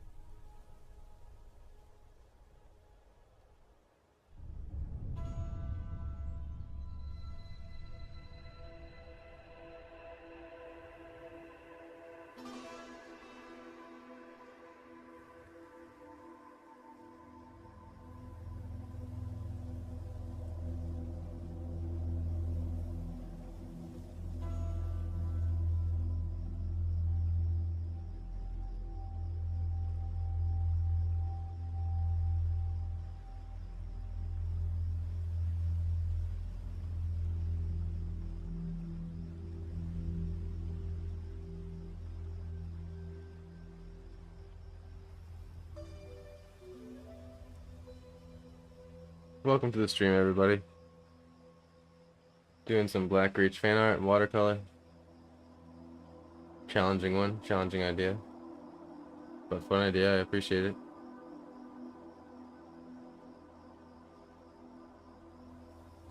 Appreciate you liking the page, Arias, over on Facebook.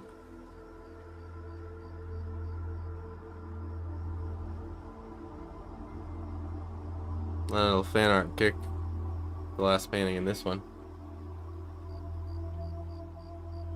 Overall, here to just record the journey and relax. Hey, Rudo, good to see you. Wow, so much progress from yesterday. Yeah, we did a lot yesterday. Working through it. Worked on a lot of the mushrooms in this area back here, as well as the ground and the shading. It's getting there. This is a tough one. I might have to peel the tape at a certain point.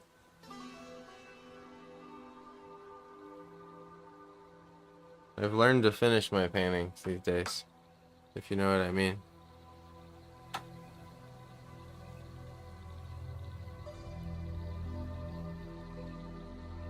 think it's always good to find the line.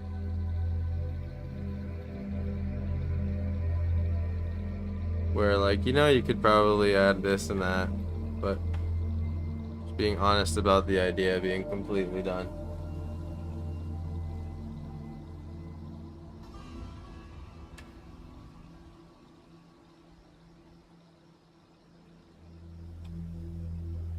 Copycat.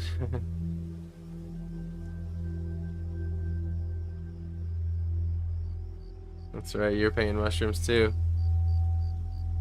Forgot for a second.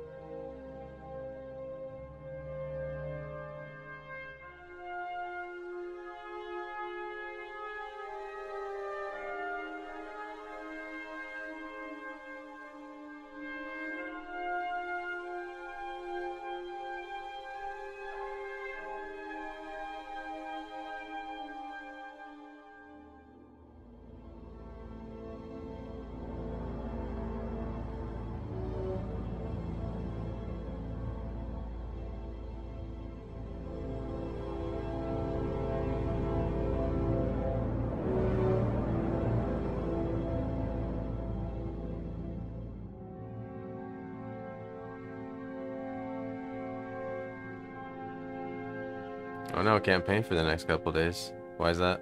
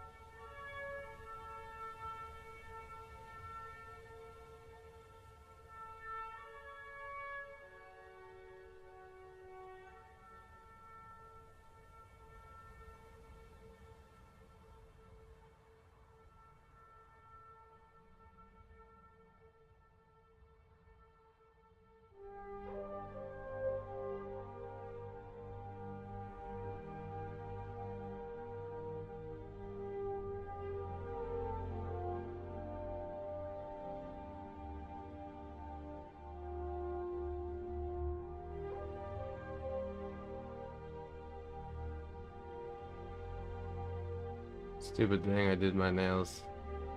I'm a messy painter. Huh. Ah, I see.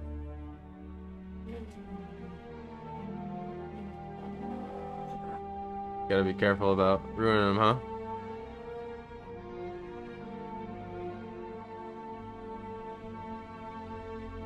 You could just wear a pair of gloves, go get those rubber gloves.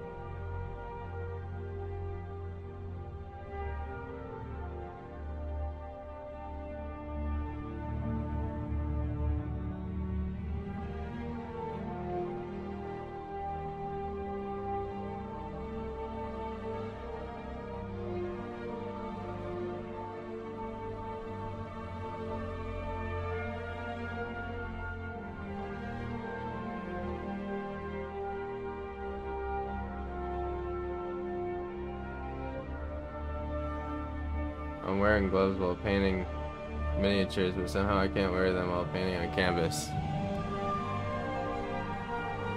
I guess that makes sense. It's like the hands-on experience is part of it for you. I get that.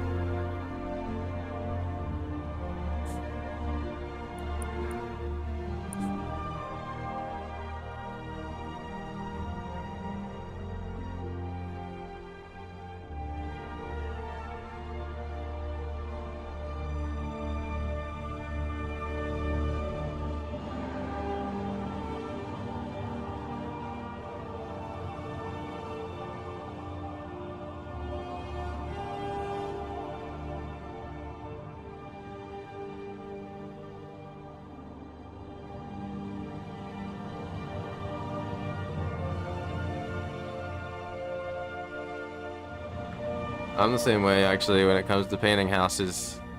I often have to wear rubber gloves because like the chemicals are bad, but I do enjoy painting without gloves more, like the way it feels to hold a paintbrush and more accurate I feel like without the glove.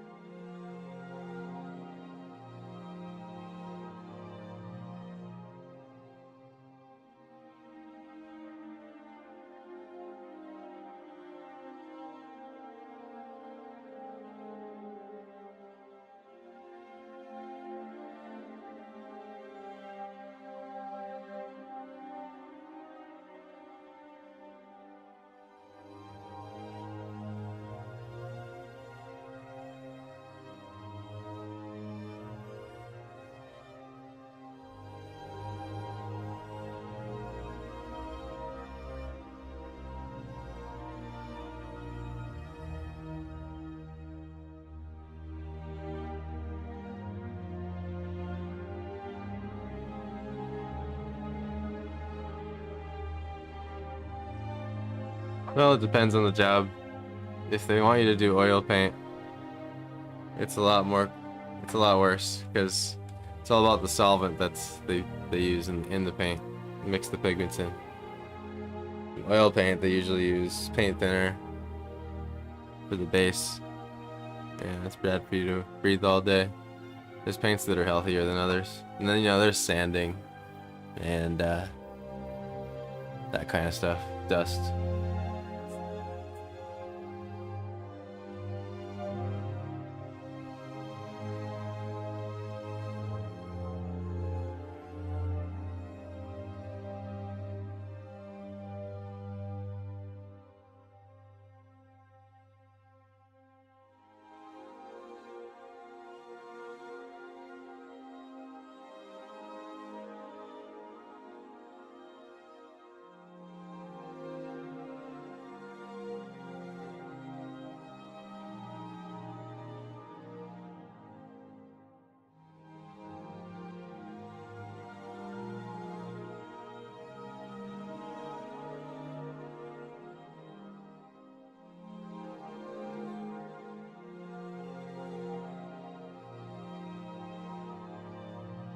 Just taking a step back from it here and deciding what I want to do next with it.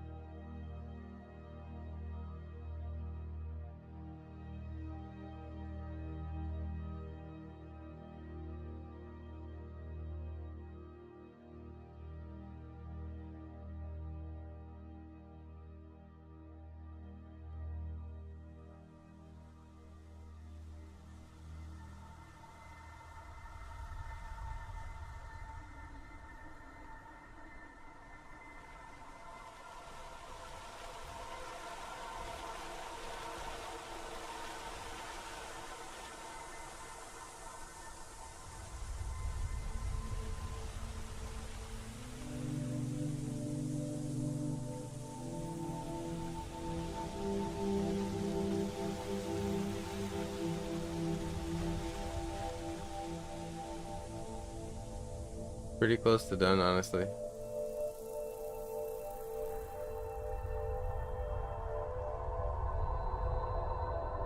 Work on the dwarven sphere a little bit.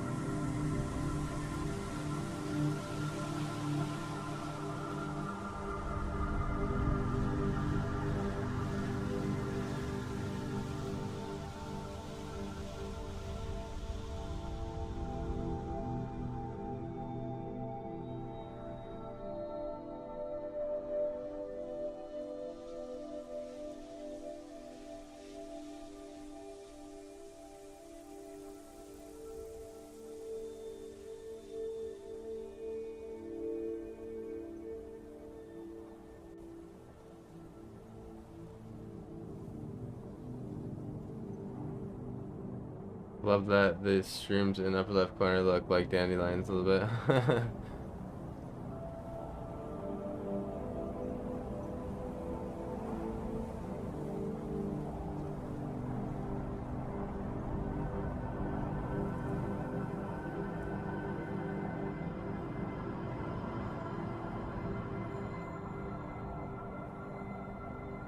Yeah, I can kind of see what you mean.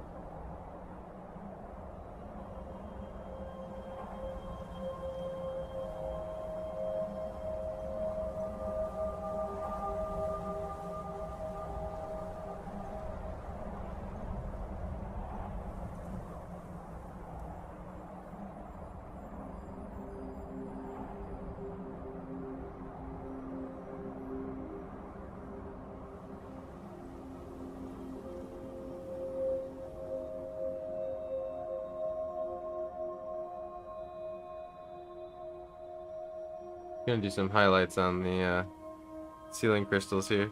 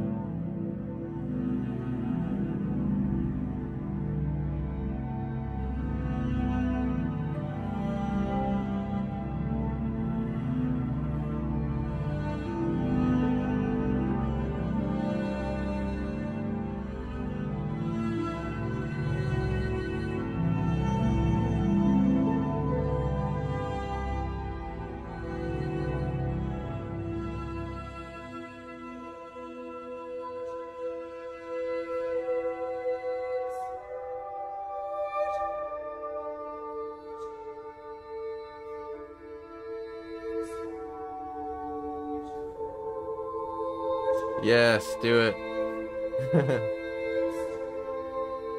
Much rather you paint along. Glad to hear it.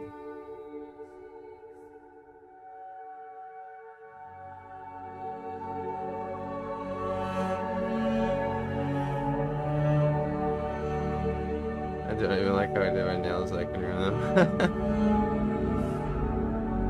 It's a way to look on the bright side.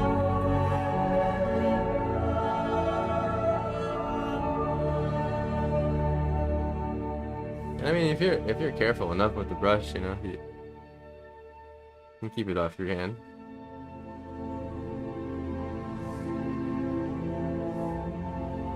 Yo, what's up, Bobbert? Good to see you here. Thanks, man. Working on it slow and steady. This one was challenging. Kind of had to just take it one little piece at a time. I'm still tweaking it.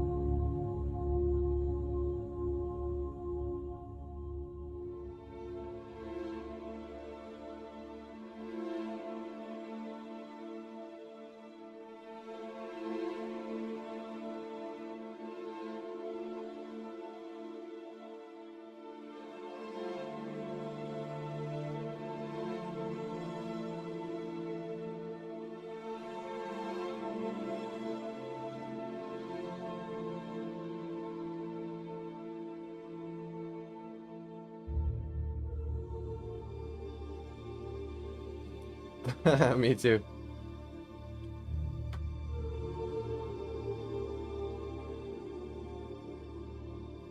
Especially if I'm on a paint job for the week.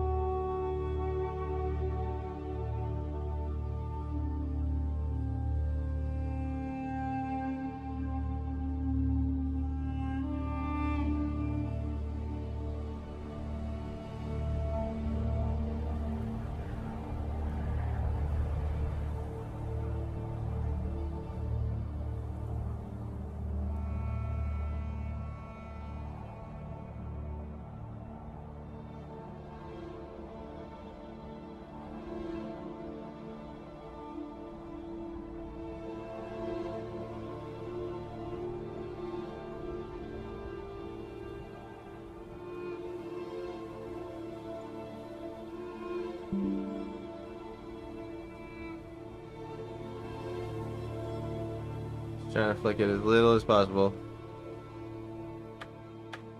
Not trying to overdo it. It's just a touch. Probably some more right here and here.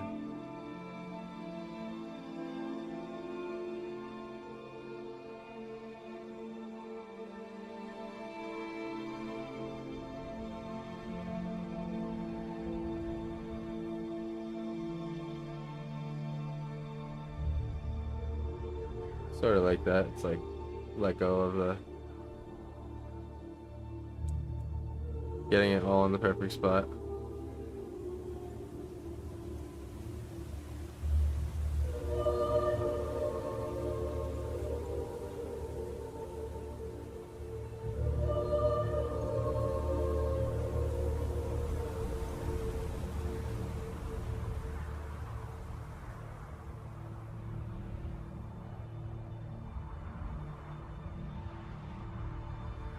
Trying to make them look more like gems, like the sparkling thing happening.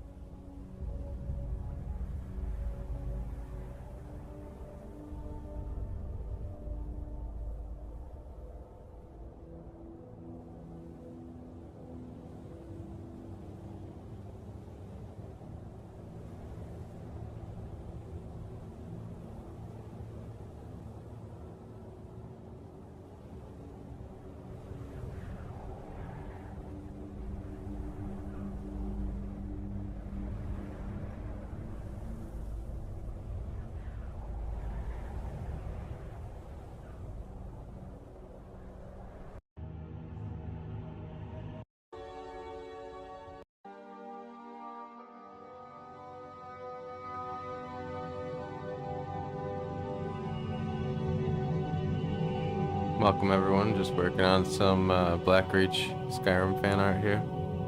This is in watercolor.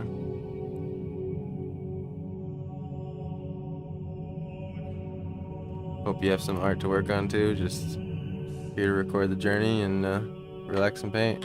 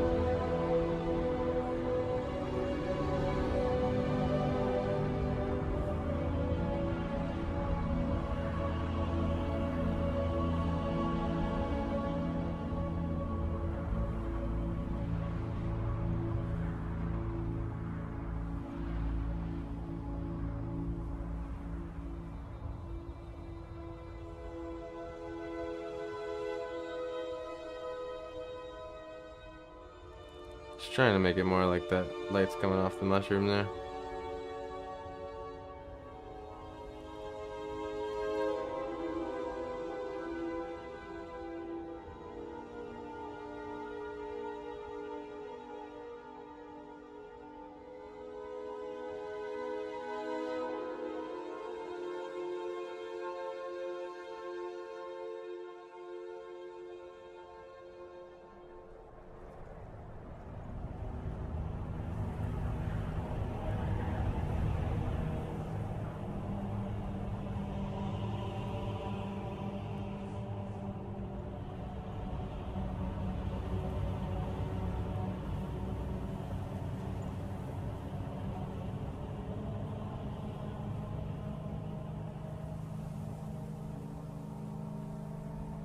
Thanks, brother. Appreciate it. Good to see you here. This one's going slow. It's tricky.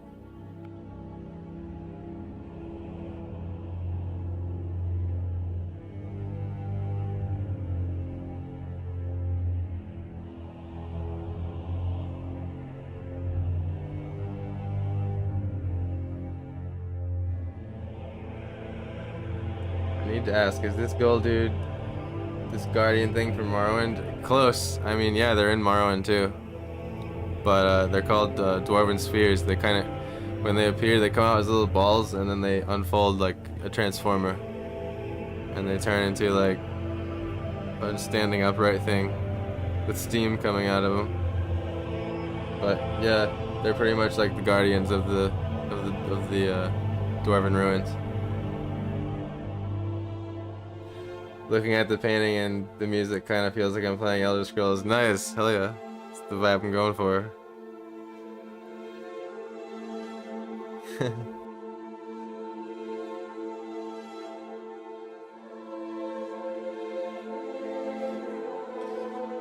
I'm glad the thing standing here looks like that, because I need to make sure he looks like a Dwemer sphere. I always say Dwemer, Dwarven. Dwemer are the guys that are like the Falmer.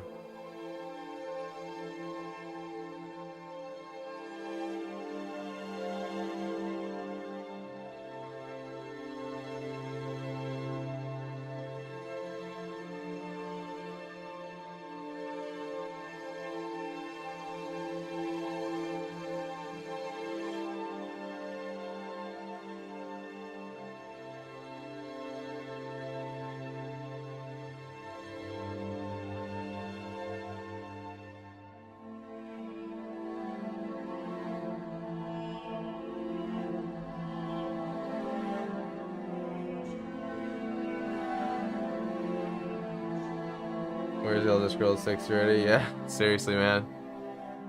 I'm gonna rip the hell out of that game if it comes out ever.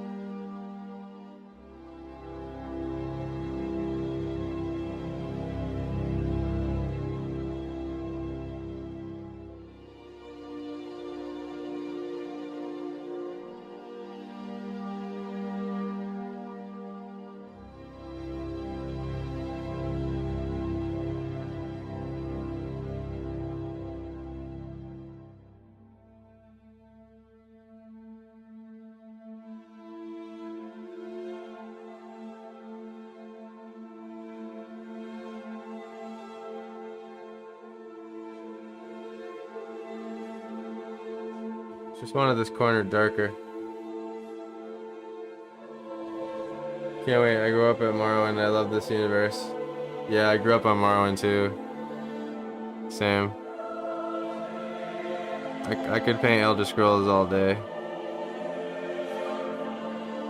It's such a fun world.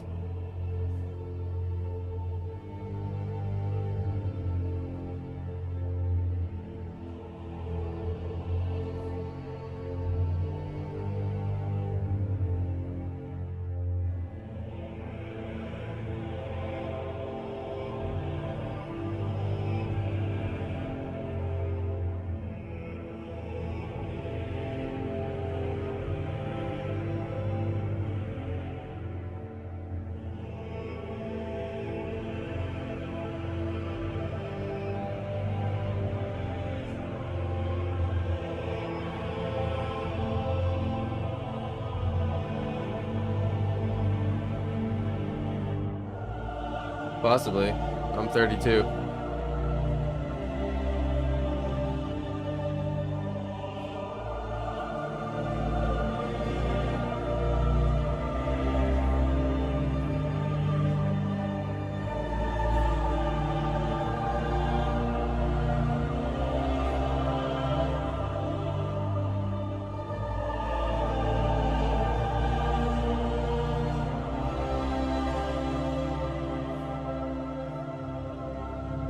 Nice. Welcome to the club. Yeah, I forget how old I was when that game came out. I was young though. Because Skyrim came out in 2011, and that's already a long time ago. Morrowind was way before that.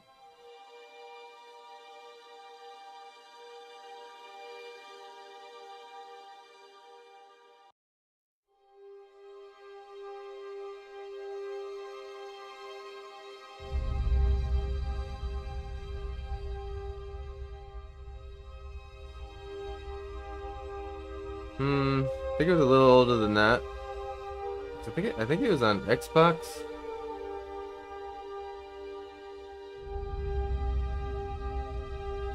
What? Not too much though.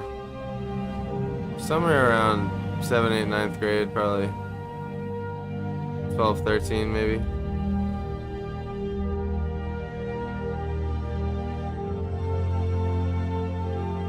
Can't remember honestly. I would need some landmark.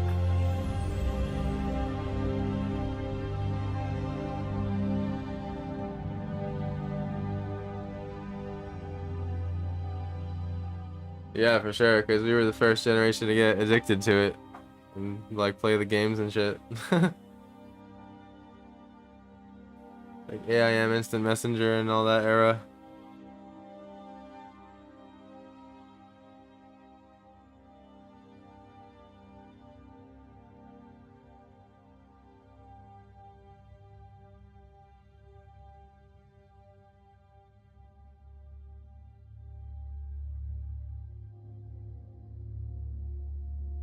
Well, that's if you know your parents let you.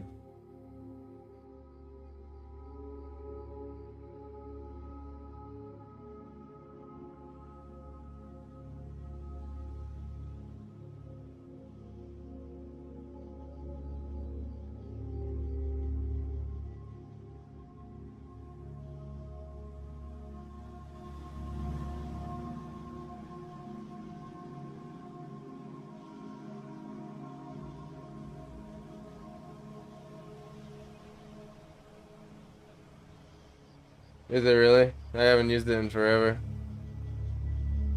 I don't even think I have. I probably still have an AOL account, but I have no idea what it is.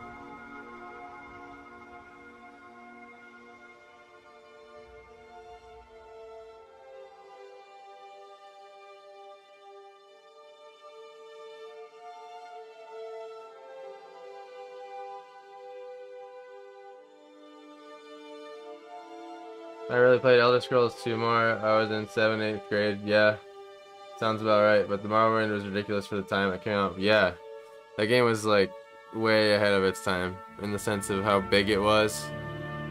Like the fact that they fit that game all on one CD. Like for the size of it and the map. Just the sheer amount of different things in it. Yeah, that was a feat of strength. Yeah, completely groundbreaking.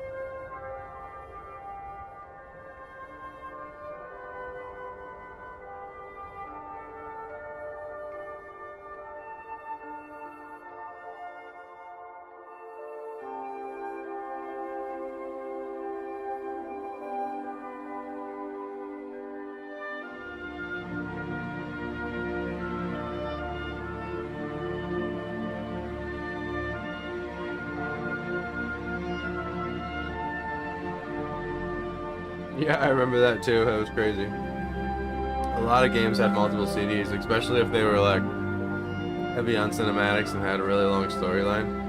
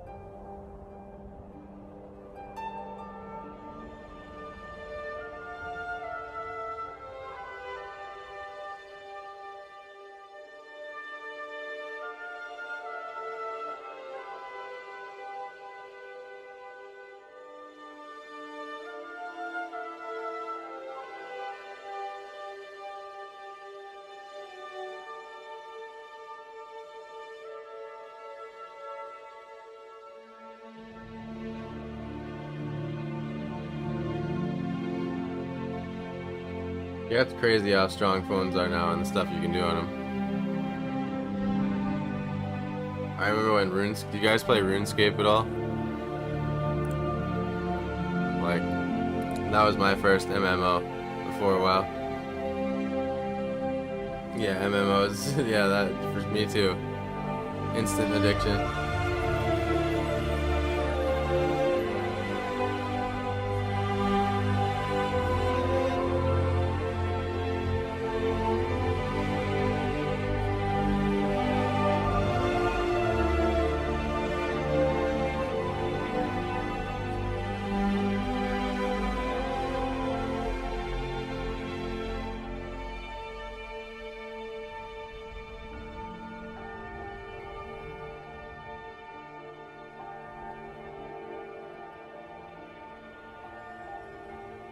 I played a lot of Warcraft 3 too. The like real-time strategy shit. The overhead view.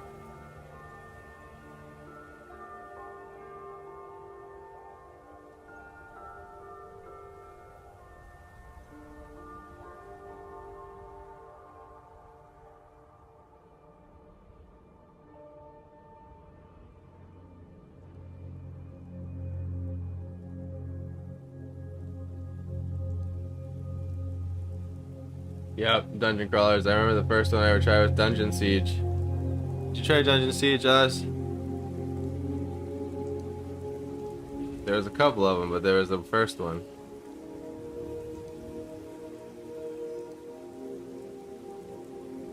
It was definitely one of the earlier ones of like the type that like where you're killing lots of large groups of monsters, overhead view, and then like the way the items dropped on the ground, and the way you pick them up was very similar.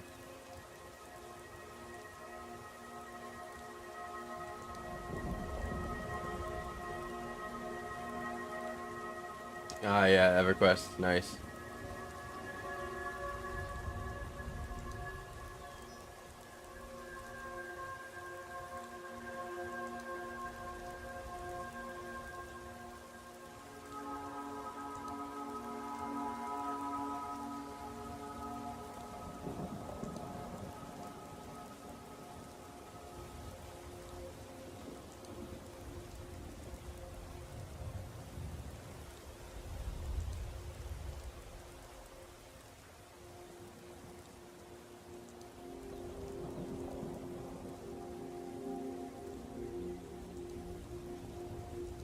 Oh, nice. What was your first MMO? I think my first was RuneScape, and if not, then Ocarina of Time. But it's not MMO because it's not online, but it is like a giant world that had like, you know, you didn't have to do the main quest necessarily, even though there wasn't that many side quests. But yeah, the first MMO was RuneScape, and I remember like internet was just good enough to play it. Someone would get on the phone, I'd get kicked off.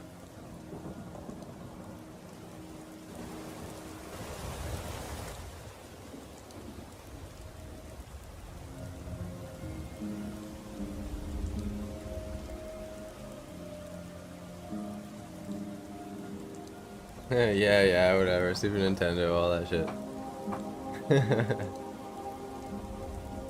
The purists will say the best Zelda is the first one. I get it. I mean, it's what started it all. Has to be, right?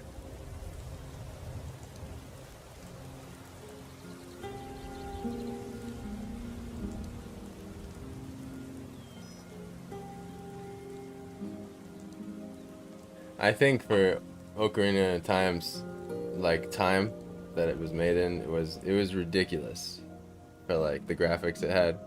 Like I remember seeing that game and being like, "Whoa, holy crap!" Like, you know, you look at it now, it's laughable.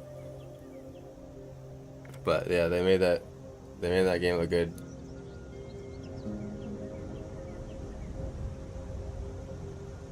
It's funny because I actually ended up playing that more on Game Boy. They did like a remake of it. I don't. It probably wasn't exactly the same, but I didn't have a Super Nintendo that worked enough. I had one, but it worked like 3 out of 10 times. So I eventually tried a very, I think it's a remake or like a similar version on Game Boy, and that was like my full-on like overhead view Zelda with like I don't know what you call it, like 8-bit look.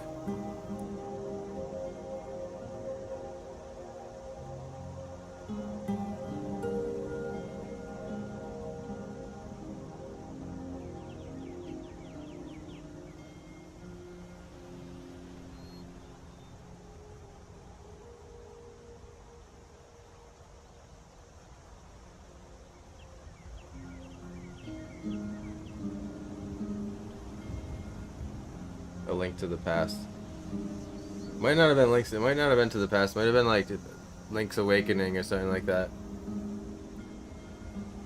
Yeah, dude. Game Boy was a whole era.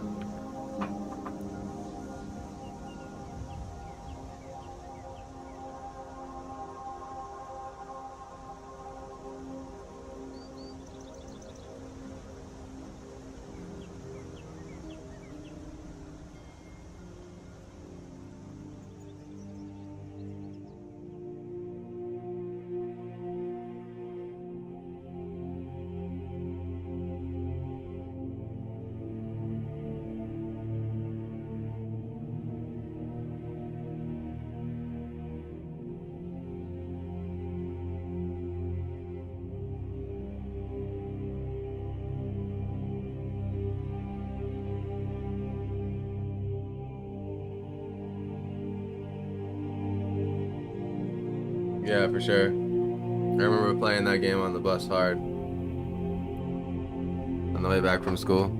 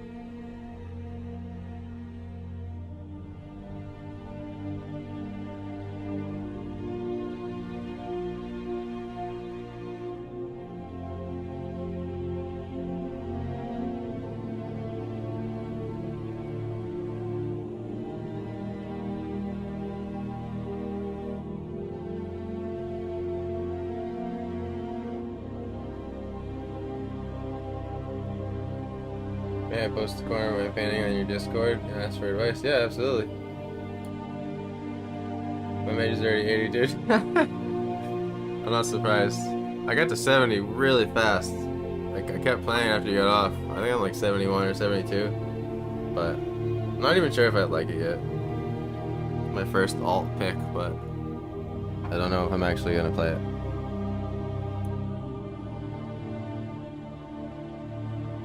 I had a feeling you were joking.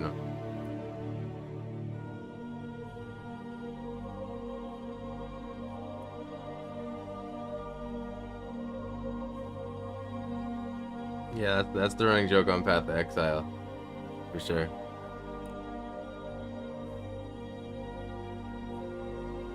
Just waiting for that to dry up. I like that a little better.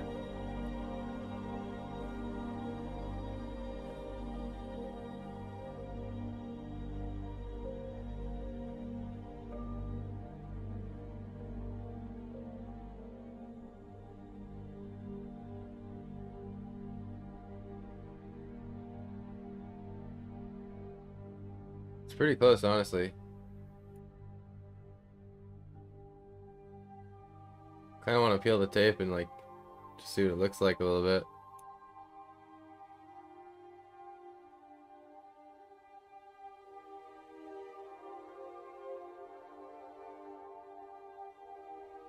Yes, let me add some tweaks to the Dwarven Sphere thing.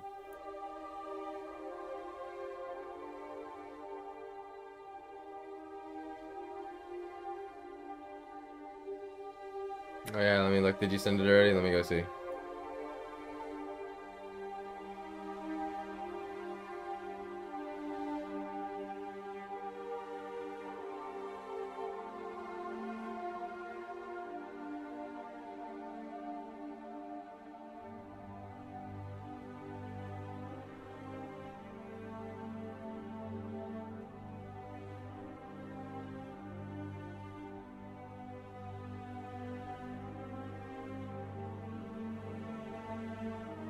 One second.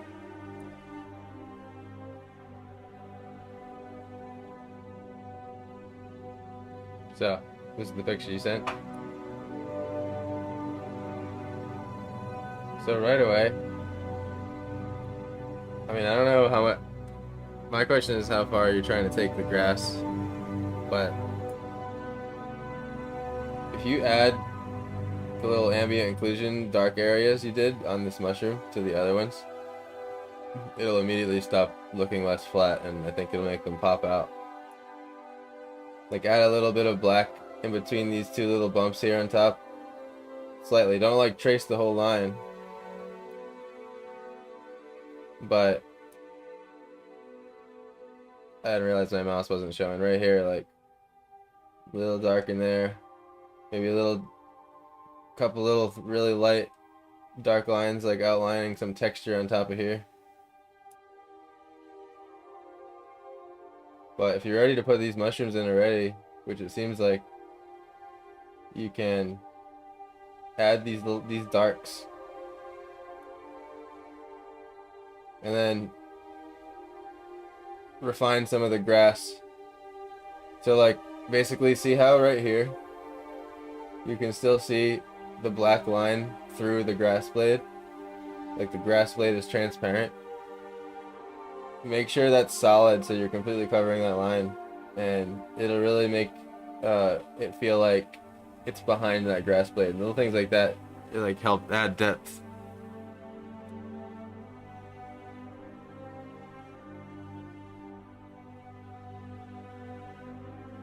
But definitely make it more about the mushrooms, and just add like the touch of grass here and there. It's easy to get too involved in the grass, you know, unless the grass is like your, you know, main subject, your focal point.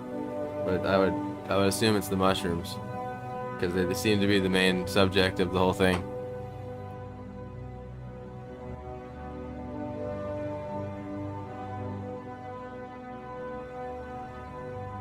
It's still like underpainting, yeah.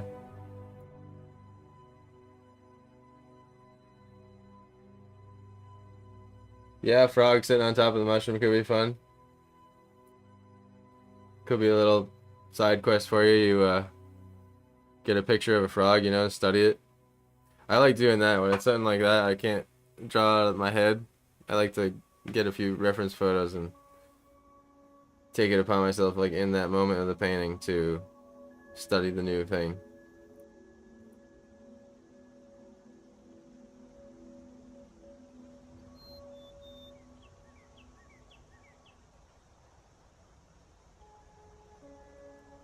Anyway.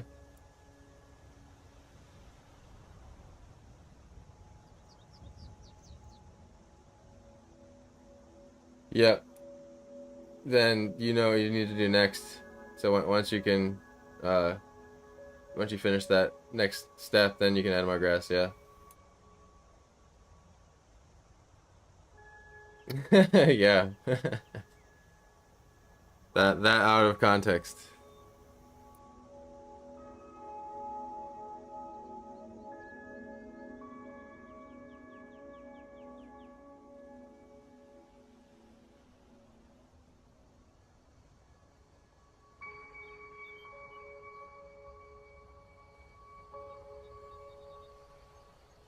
Yeah, no problem.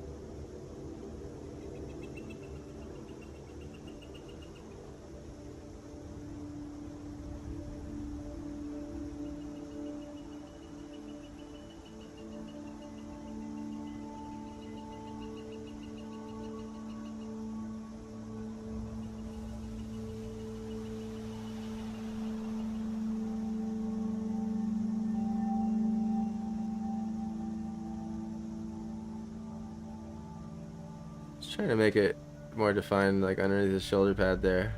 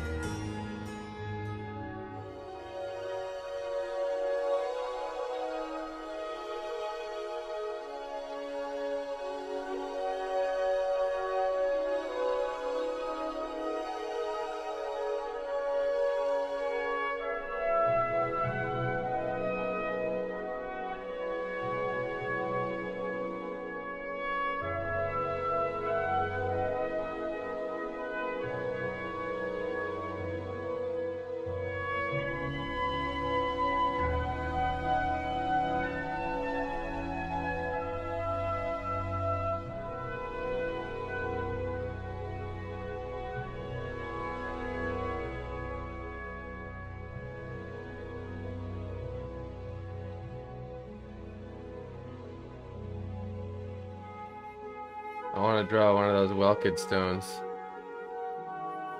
They were in Oblivion, for those of you who played Oblivion.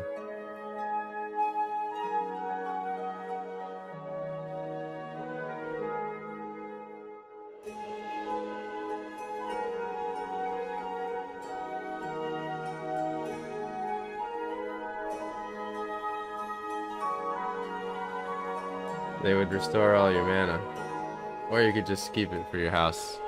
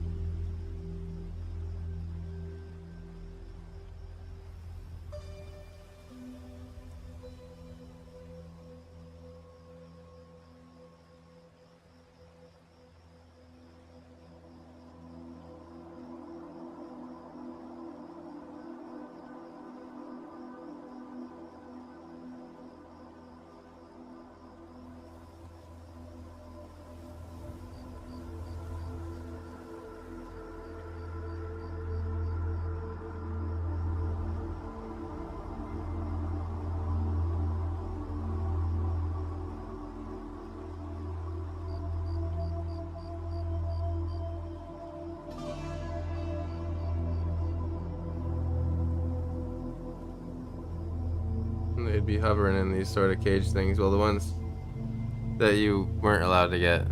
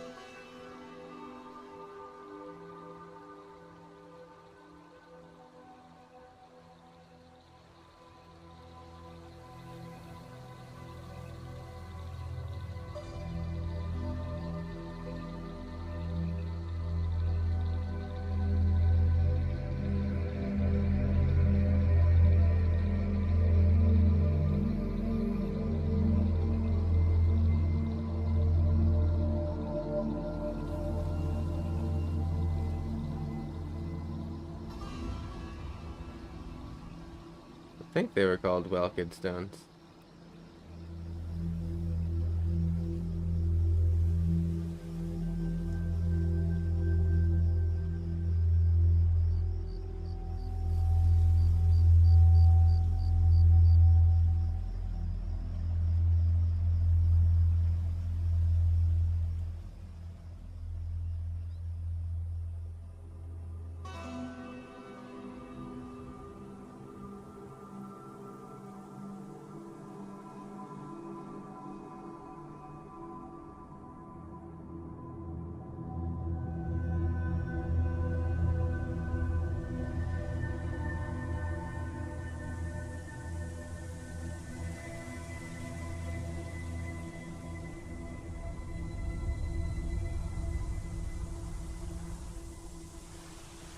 Now we have a little bit of light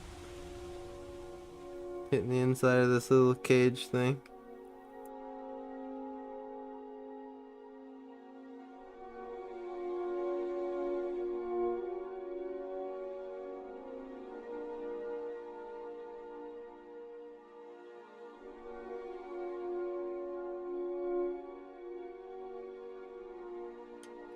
Little detail for the people that like details.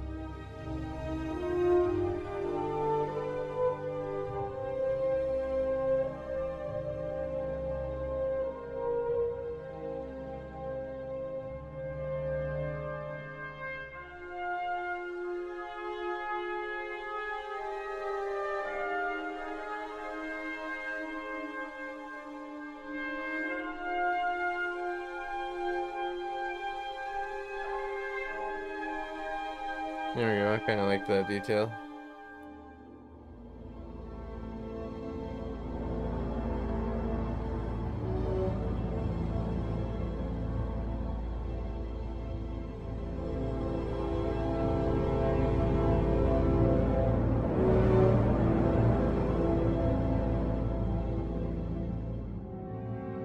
Very tricky.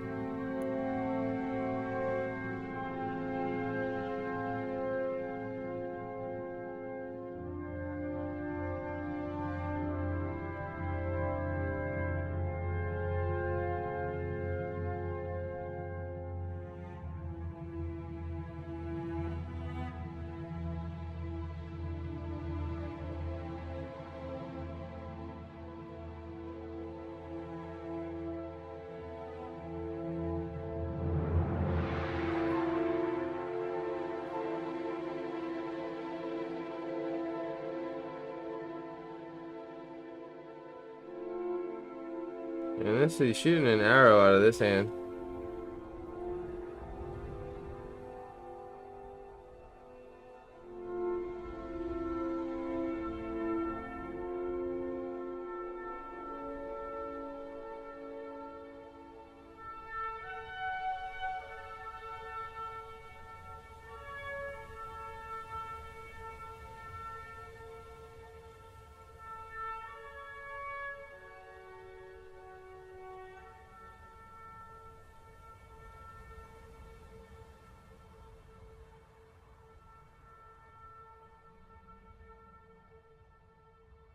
I have to go to the bathroom and refill my drink.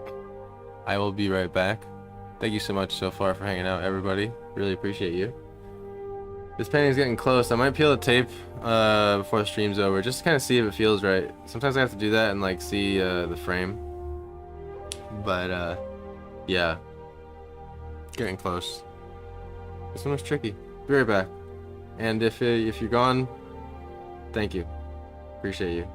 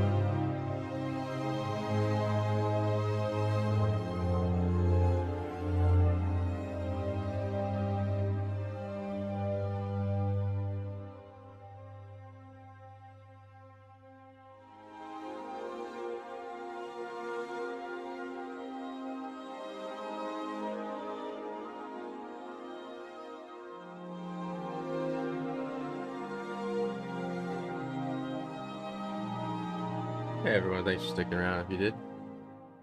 Sometimes you just gotta stretch the legs, you know?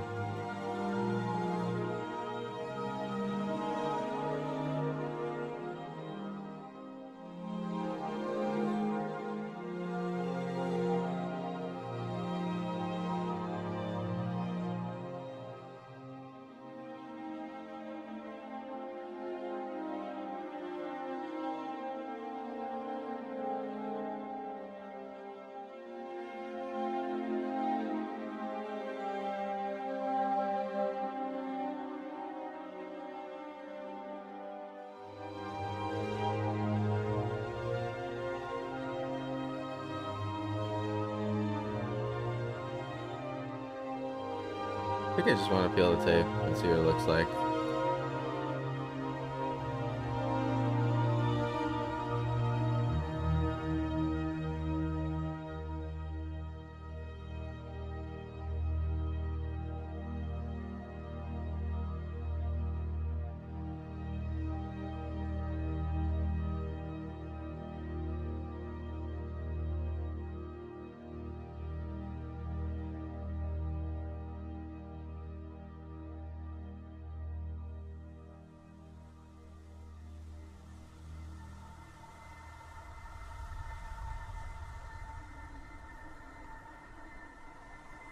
Nice, that was a good line.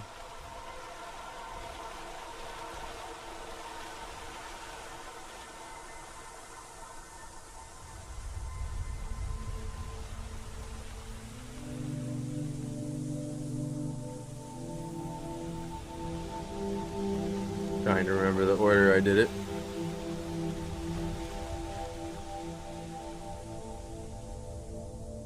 I always try to peel away from the painting.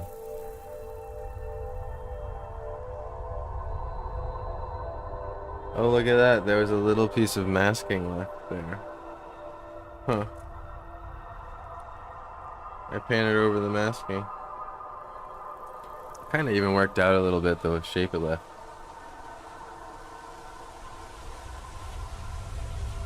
I kind of even like the white spot it left.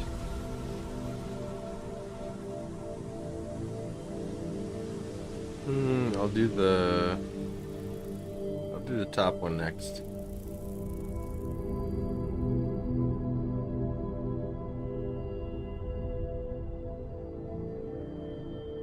Have more control.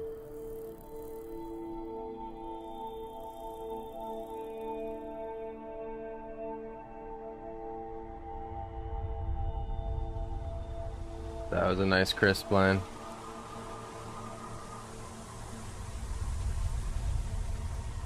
Now I'm gonna get this off the table first before I peel this one, just because I can't get it at a good angle with this little edge here.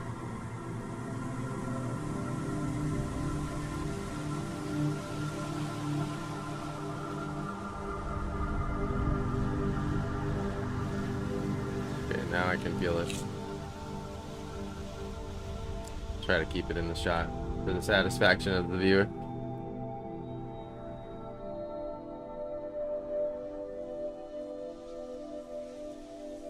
Definitely don't rush the start of the peeling.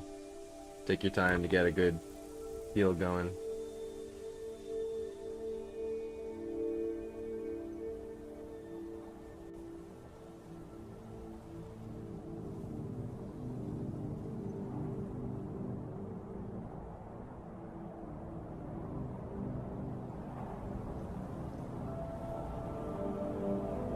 Nice, that was a good one. Thanks.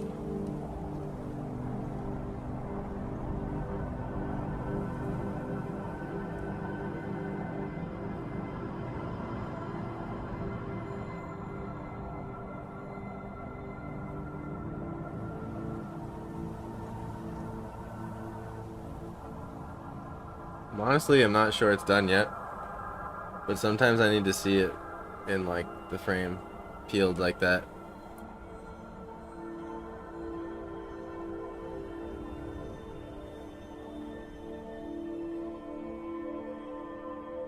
It was a challenging one. Unfortunately, you guys aren't getting good lighting on it right now. Let's see if I can change the lighting angle.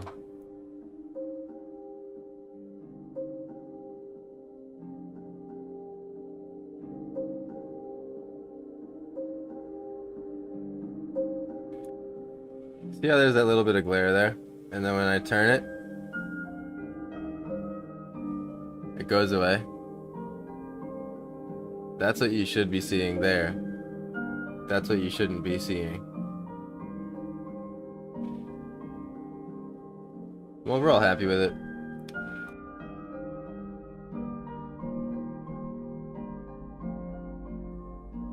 I need to do a little bit of work on this here and bring that into the shadows more.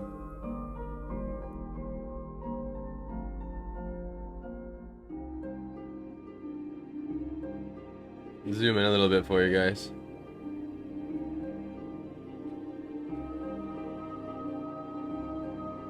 Can appreciate my dwarven sphere a little more. I know it's hard to see when it's tiny.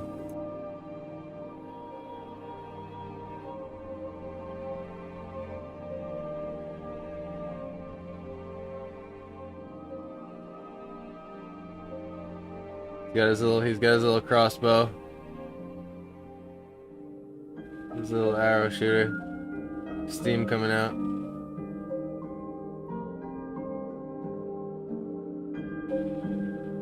Glowy mushrooms.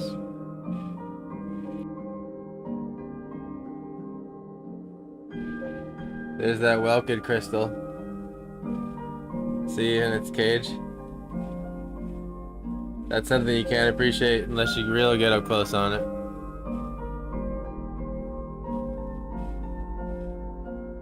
There's the distant entrance there.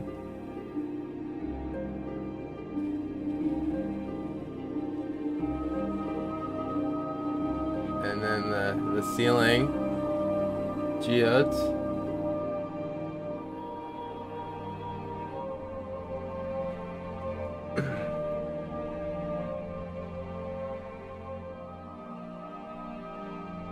Oh, and how could I forget?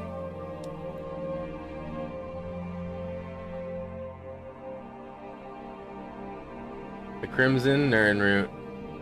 That's another thing that like has more detail on it, but you just can't see it when like the camera has a full angle out. Gotta have the Crimson Nirnroot in Blackreach, man.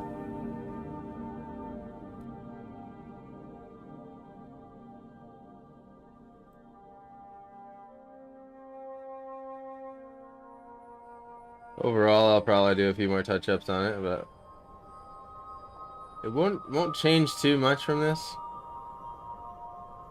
Just gotta sign it.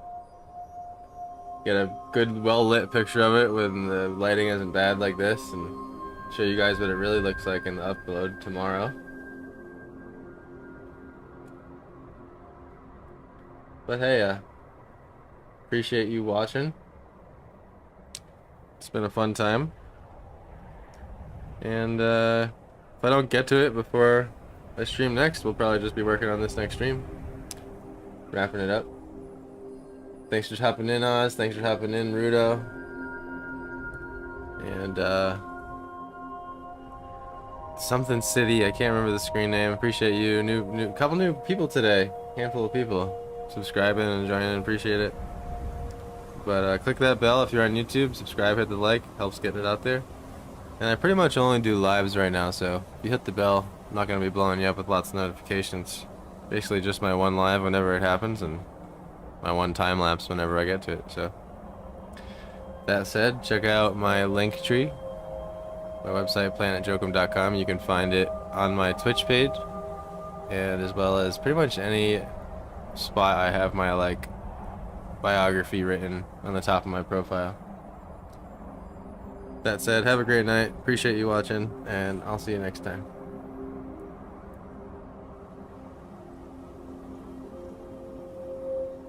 Oh, and join the Discord, and you can enter in ideas to be painted soon. And that reminds me, I'll put my Discord on my Twitch now.